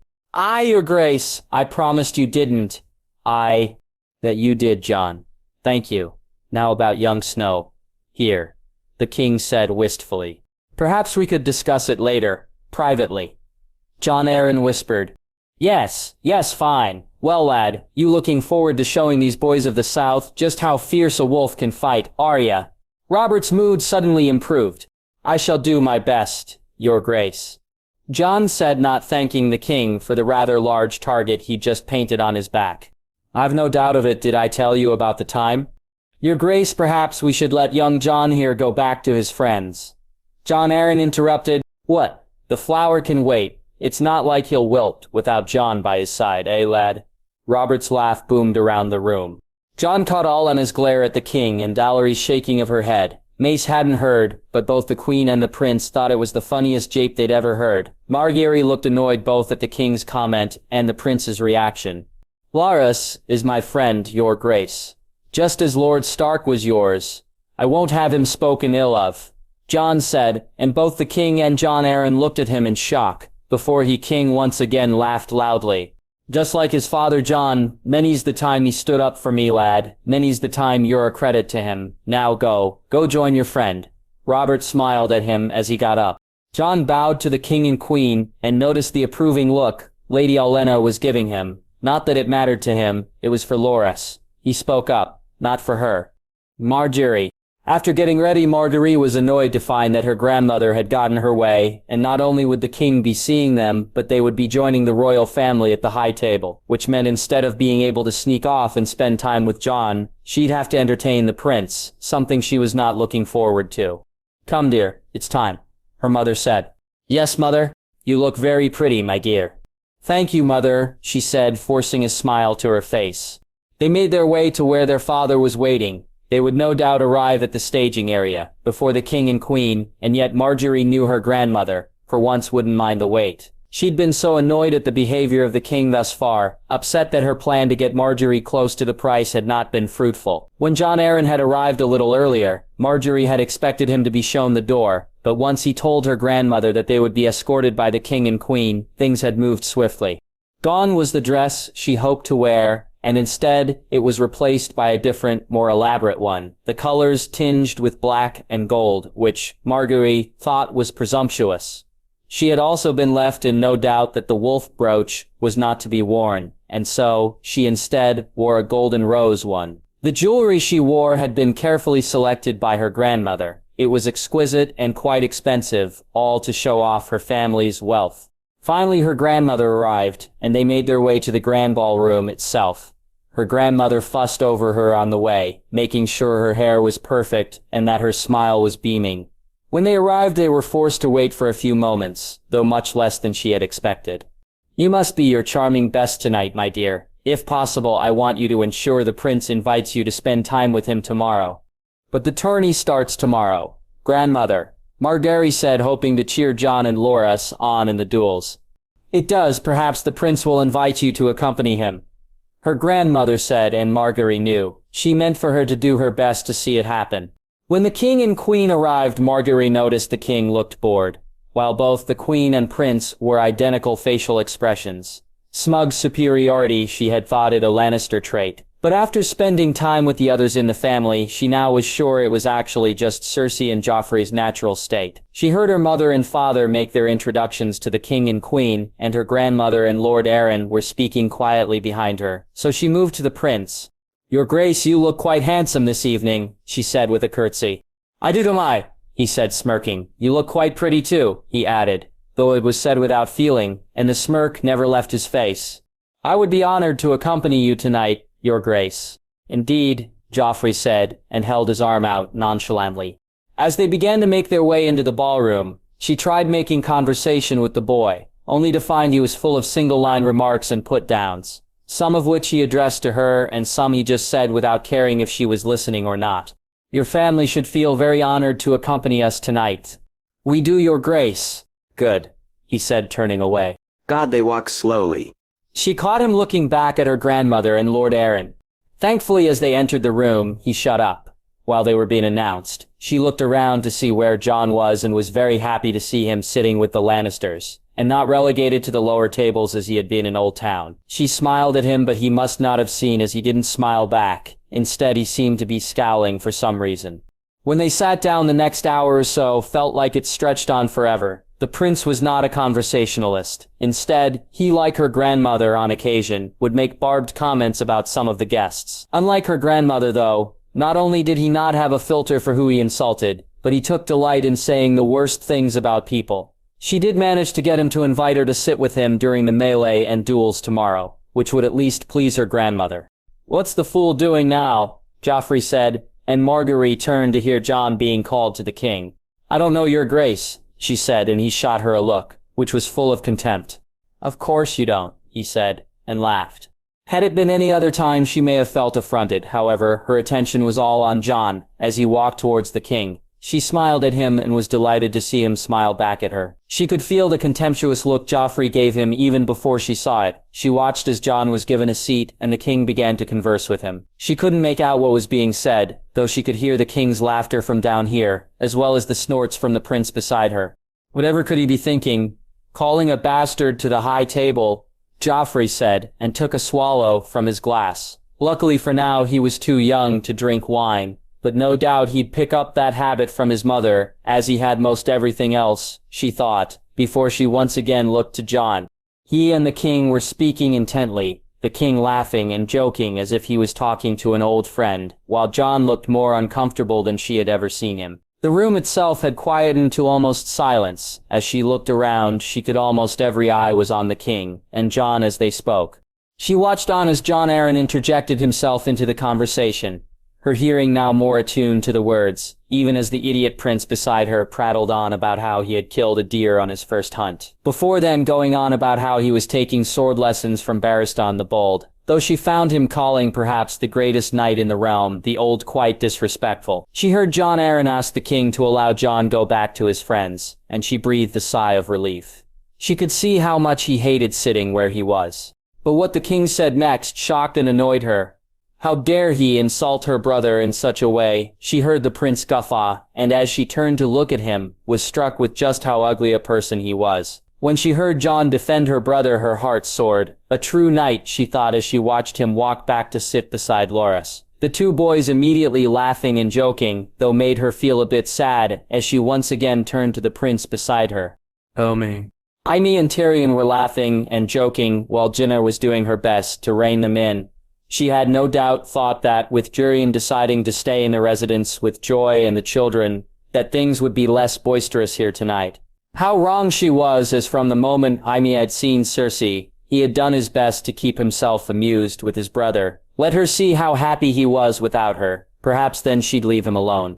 From the moment he'd arrived here tonight, she'd been giving him her coy seductive look, eyes half closed, tongue wetting her lips. Before every so often she'd gently bite the lower one. She'd raise her wine glass and slowly sip it, her tongue sliding around the edge. There was a time when any one of these would have seen him lost, but that was a very long time ago. Now they just repulsed him. He looked to the edge of the table and noticed Jon and Loras had moved off. Searching the room, he found them both sitting with the Northerners, laughing and joking at something a tall, very attractive young woman said. He smiled to himself. When the king had called Jon up, he had been worried, something Tyrion noticed immediately. But Jon handled himself very well, and he was proud to see him stand up for Loras. "What's on your mind, brother?" Tyrion asked. "Nothing, brother, just thinking about the past and the future." He took a sip from his wine. "Well, the past more than anything," Jaime said softly. "Does it feel different being here now?" Tyrion asked, and Jaime could sense some hesitancy in his brother's voice. Aye, it does. It feels better. Not serving the king," Jaime said, and turned and looked at Jon, who was laughing loudly with Loras and the Northerners. "So you don't regret it?" "Regret it. Being released from your vows." Jaime looked at his brother and reached his hand out to place it on his shoulder. "Not in the slightest, brother," Jaime said with a large smile on his face. Not even for a moment. He felt Tyrion's shoulder relax under his hand. His brother had come a long way since he'd arrived back at the Rock 4 years ago, but in some respects was still that same small boy looking for Jaime's attention and approval. For Jaime, his father's death and being forced to leave the capital and the order, just being released from his vows to serve Robert was the best thing that had ever happened to him. His purpose was reignited when he met his king. His sense of honor restored over the last 4 years, and his bonds with his family had grown into something he was incredibly happy about. His little brother had become his best friend, something he knew Tyrion had wanted all their lives. So no, regrets were not what was on his mind, as they sat there in the ballroom. "What's that all about?" Tyrion asked. "What?" Jaime said, as Tyrion brought his attention to the Riverlord's table. He was surprised to see Jon and Loras had for some reason stopped at the table. Jon holding Loras back while glaring at an auburn-headed man. "Wait, was that Tully? What the hell did the fish do?" He turned to move his chair and jump up and say something when his brother started to laugh. For some reason, Edmure Tully was on the floor, flopping about like a fish out of water. "What happened?" I think Tully reached out to grab at Jon, only when he got there, Jon wasn't there and he fell to the floor. Tyrion said, laughing, even more loudly. "He did what?" Jaime said, and this time he did jump from his chair. The noise had started to attract attention. Some people were pointing to the air of Riverrun, trying drunkenly to get back to his feet. Jon and Loras had started to walk away, while some of the Riverlanders were trying to help their liege's son. Jaime hurriedly moved from around his table and began to quickly walk to where Jon and Loras were. "Come back here, bastard. I'm not done with you yet." Edmure Tully's voice was loud and echoed through the hall. "Lord Edmure," a young man said, his hand trying to hold the air of Riverrun steady. "Look at him, a low-born bastard, thinking he belongs in the same room as his betters." The floppy fish said, his words slurred. Jon and Loras just walked onward, Jon practically dragging Loras with him, when they got to where Jaime was standing. Jon shook his head at him, mouthing the words, "Leave it." Jaime looked from his king to the floppy fish and turned to move away. "Bastards and kingslayers, now there's a combination. All we're missing is the bastard's whore mother," Tully shouted before he laughed loudly. "Lord Tully, enough. Please." Lord Jason Lannister, and the younger man who Jaime was now sure was his son, said while trying to get the fish to sit down. "No, not until the bastard comes back here and apologizes," Edmure said, even more loudly. The room had gone silent, and even those at the high table were paying attention now, though Robert was so drunk he probably didn't know what he was looking at. Jaime moved to go over to the fish, but Jon held his hand out and stopped him. He nodded to Loras and then turned to walk over to Tully, the man looking at him with a superior grin on his face. "I apologize, my lord. I apologize that you come from a house of oath-breakers, and those who grasp too high, a house that no doubt in your capable hands shall soon surely fall to the level it deserves. I apologize to your father, for no father should suffer the disappointment of a son such as you. I apologize to your companions for having to bear the shame of serving a drunken fool and suffering his company. I apologize to the good lords and ladies who've had to watch as a knight of the realm made a fool of himself, and to you, my lord, I offer my sympathies. For a fool knows not when he's being a fool. Jon said, and turning from Admir he bowed to Lord Lannister. Edmure Tully stood by gobsmacked. His companions' expressions ranged from disbelief to outrage, though Jaime saw Lord Reimagined sitting at their table with a smile on his face. Jon turned to walk away, and the fish lunged at him. Once again Jon moved quicker, and for the second time the drunken fool ended up on the floor. You are lucky, my lord, that my wolf is elsewhere. Fresh fish is one of his favorite foods. Jon said, and Jaime laughed loudly, as did some others. My lord, Jon said, bowing to Lord Lannister again. Pick him up, and keep him under control. You hear me? Jaime said, ending the argument for now. Jon winked at him and walked over to Loras, before heading back to their table. Jaime looked around the room. Jon Arryn was whispering in the king's ear, while Cersei looked disgusted, an expression even more ugly than the one her son bore. He looked to the Tyros who were watching intently, Mace looking affronted, while Olenna had a more neutral expression. The young girl Marjorie, though, was breathing quite quickly, trying to compose herself. As he looked to the door, he was surprised to see Ser Barristan standing there, with a smile on his face. His brother had not been on duty this night, and Jaime hadn't seen him once. Had he been here all the time? Was he watching Jon from the shadows? Jaime was sure now he had been. He nodded, and Ser Barristan nodded back to him. Loras. When Jon had come back after speaking with the king, Loras had wanted to hug him, to stand up for him publicly, in front of the king no less. He couldn't have wished for a truer friend. Jon's expression was restrained fury. He knew it well, having seen it occasionally on the training ground. While Jon didn't often allow the wolf free, it could be glimpsed from time to time, and Loras, who spent more time with him than anyone other than Lord Jaime, knew his moods better than anyone. Are you all right, Jon? He asked. I'm fine, though. I'm in the mood to stab a stag. Has the next meat course arrived yet? Jon said, and laughed, and Loras couldn't help but laugh with him. They ate some of the next course which arrived, and once again, Loras noticed the looks Jon was receiving from the Lord Tully. This time, though, his friend was receiving the same look from a few others. Also, it infuriated them that they would dare judge his friend, but Jon didn't seem to care, so Loras put it aside for now. Why don't we go over to speak to your fellow Northerners? Jon, Loras said, hitting on an idea. Aye, that sounds like a great idea. It'll be fun, though. Prepare for some tall tales, Loras. He and Jon got up and passed the Riverlord's table. He could swear he heard someone mutter the word bastard under their breath, but when he turned to look, he couldn't see who it was. When they reached the northern table, Jon made the introductions. Ser Jorah, Lady Lannister, Jon said with a bow. Well met, Jon. Come have a seat. Ser Jorah said, with a large smile.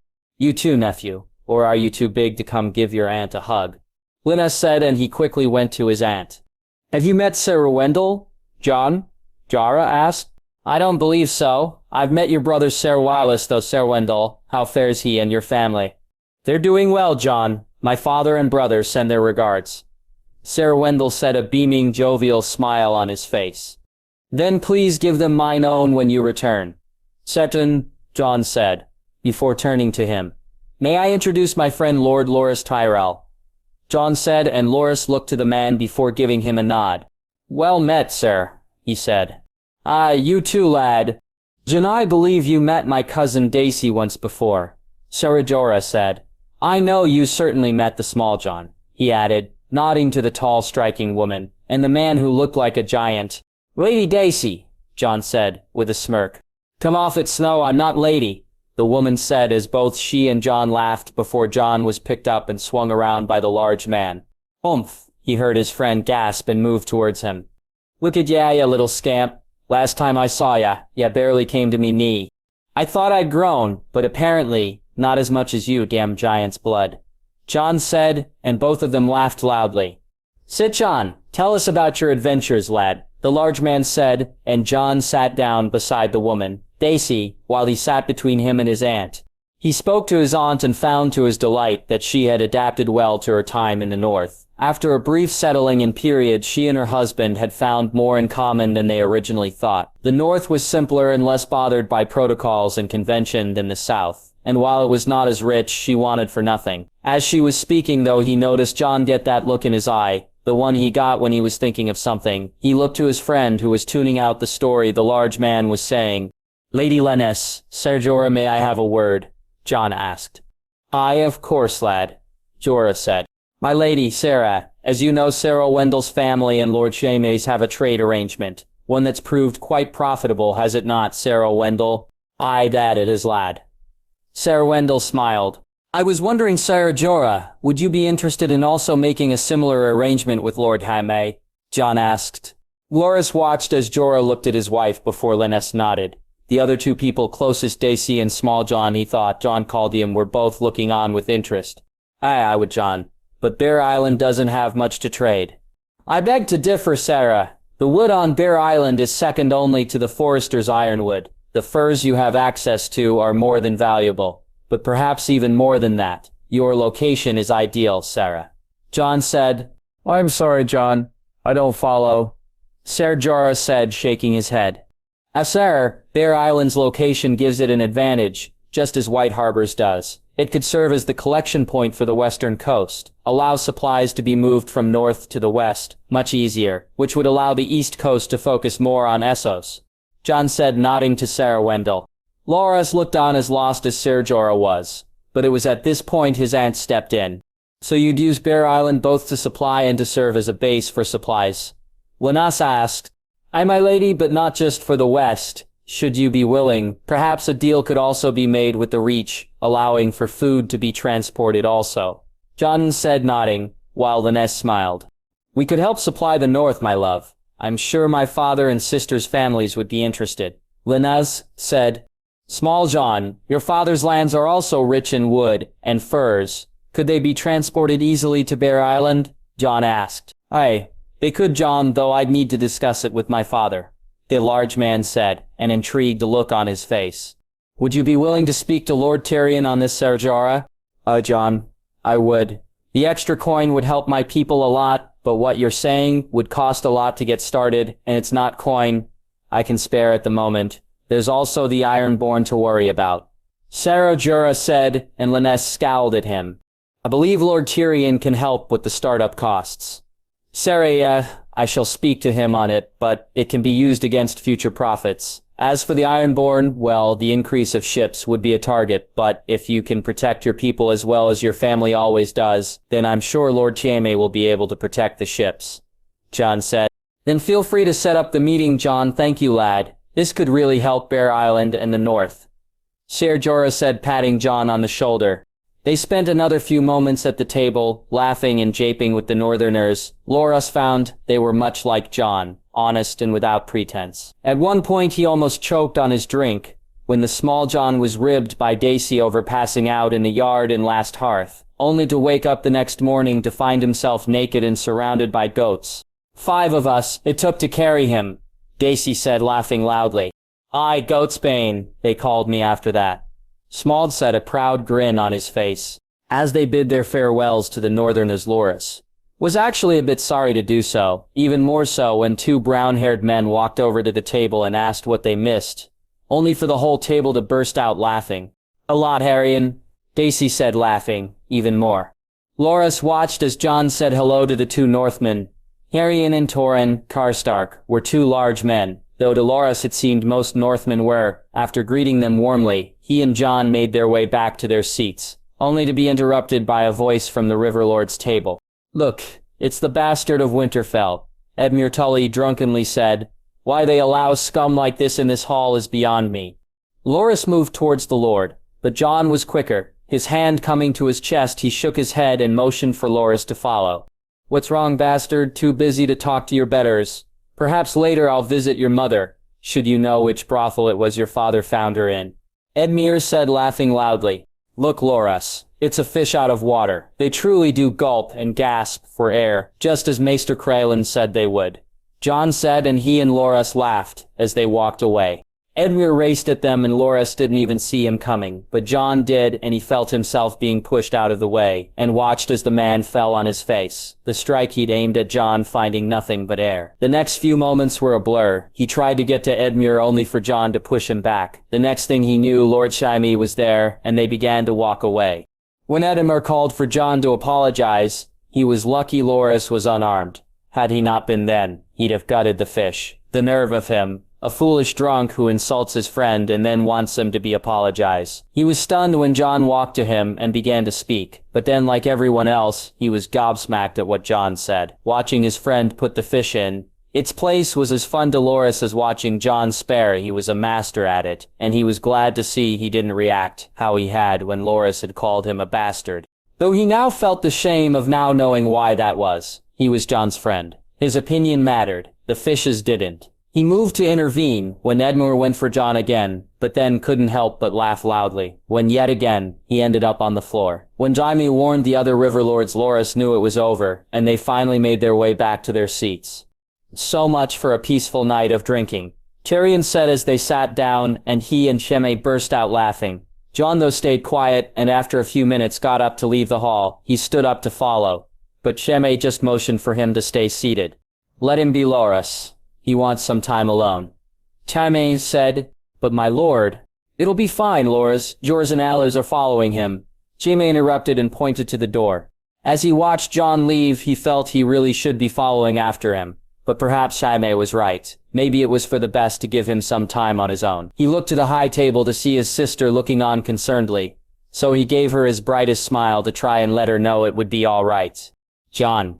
After leaving the ballroom, he walked along the corridors, not really knowing where he was going. He had needed to get out of there, had felt his blood begin to boil when speaking with the fish. He'd felt so close to losing it. Every fiber in his body was yearning for him to let it out, to show his rage, to be a dragon. In his mind, though, he knew it would be wrong. Now was not the time. Then something strange happened. It was like he felt a presence, a feeling. It calmed him and allowed him to breathe. An image came to his head of Joy laying in a bed, of her hand resting in soft white fur. He could almost see the room, almost smell the little girl's strawberry bath oils that Jenna used when washing her hair. He let the feeling come and felt the dragon retreat, instead replaced by something just as dangerous, but cooler, calmer, more deliberate. What he had said to Edmure came from that place, from that cool iciness inside him, and it scared him that there seemed to be two entities battling each other to take control of him. This time the ice won. The wolf was strongest. Next time, though, what would happen if the dragon broke free? Would he rage uncontrollably? Or would the fire fuel him the same way the ice seemed to? He needed to speak to his uncles. They were the only ones who may know of this. The wolf's blood was spoken of often among the Starks, though it was said to be a furious wild thing, not cold and icy. Dragon's blood, Jon imagined, was fire, a raging inferno waiting to be unleashed. And only a Targaryen would know how or if it would be able to be controlled. Are you all right, Jon? Allers said, as they came to a large double-glass door. I'm fine. I thank you for your concern, Jon said, and tried to smile at his guard. If you ever need to talk, Jon, you can. Me and Jars, well, you know, Allers said, and Jars nodded. I know. I'm most grateful for it. I just need some time alone. I think I'll head outside for a moment. I'll be fine. That man was a fool, Jon. You did right putting him in his place, George said. He smiled at the two men and nodded as reassuringly as he could, before walking through the large double doors. As soon as he hit the air, he took a deep breath. The smell of the city at night even here in the Red Keep was awful, yet the air to Jon tasted far better than the air inside the hall. He moved to the small wall and sat down. Closing his eyes, he listened to the sounds, the muffled noise from the ballroom, the occasional loud yell from the city below. Suddenly he heard a hissing from beside him. Opening his eyes, he was almost face to face with a large black cat, which had clearly seen better days. Its ear was torn and crumpled, its fur in clear need of a wash. The cat hissed again, and Jon found himself staring at it, looking directly at its face, which for some reason to him looked more sad than angry. He carefully reached his hand out and rubbed it on its forehead. Immediately the hissing stopped. The cat turned its head and looked almost questioningly at Jon. He rubbed it again, and the cat moved closer, rubbing back against him. Wait here, boy, Jon said, and the cat looked at him and hissed when he got up. It's fine, I'm not going anywhere. I'll be back in a moment, Jon said, and the cat calmed down. Yours, I need you to do me a favor. Can you get me a saucer of milk and some fish? A saucer, Jon? Don't you mean a mug? Jars asked. No, a saucer. It's not for me. It's for my new friend here. Jon said, motioning to the cat sitting on the wall. Yours laughed but ran off to get what Jon had asked, while Jon walked back and sat down beside the cat.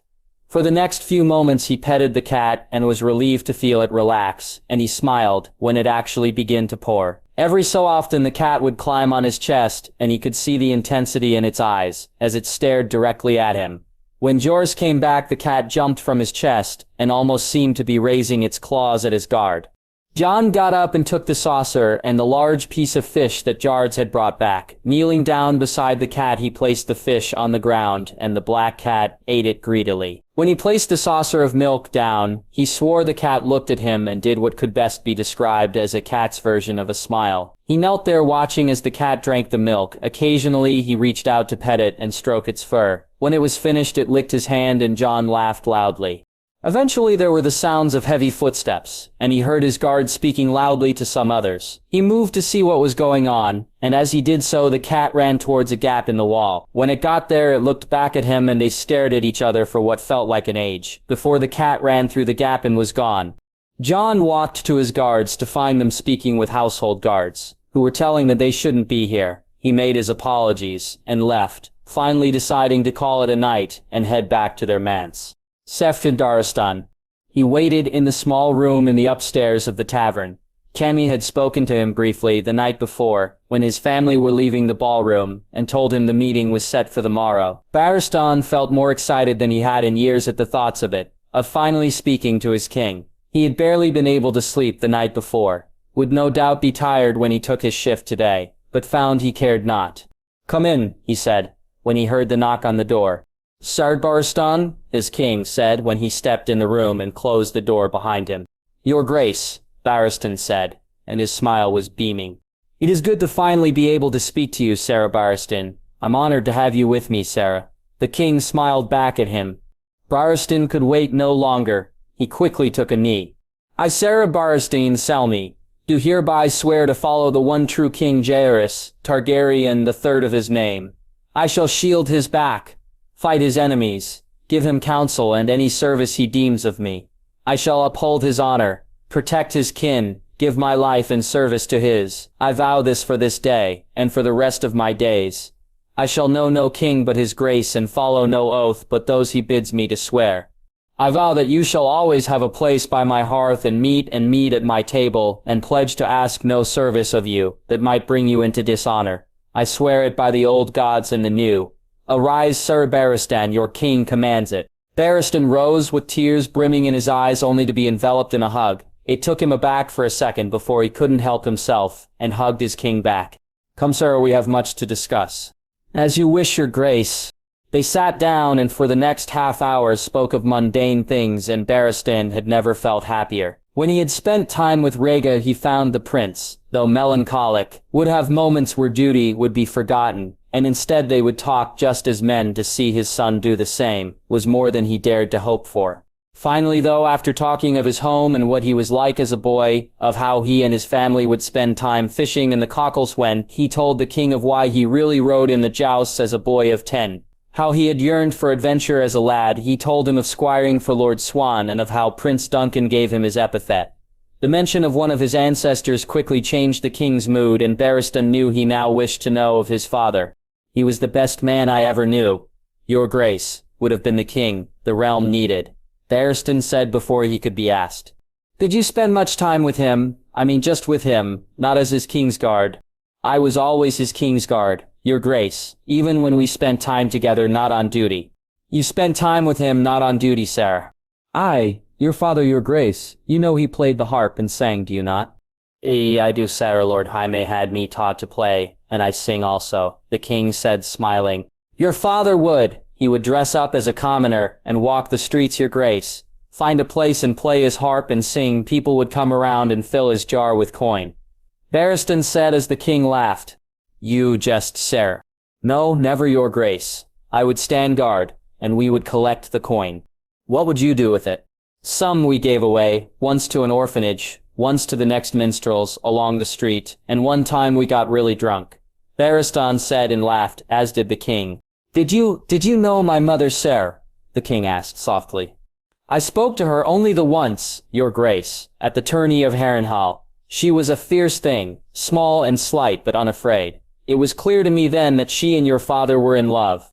I was brought up to believe her raped Surrett, to believe my father a kidnapper and a rapist, lied to about that and everything else, until Lord Jaime told me the truth.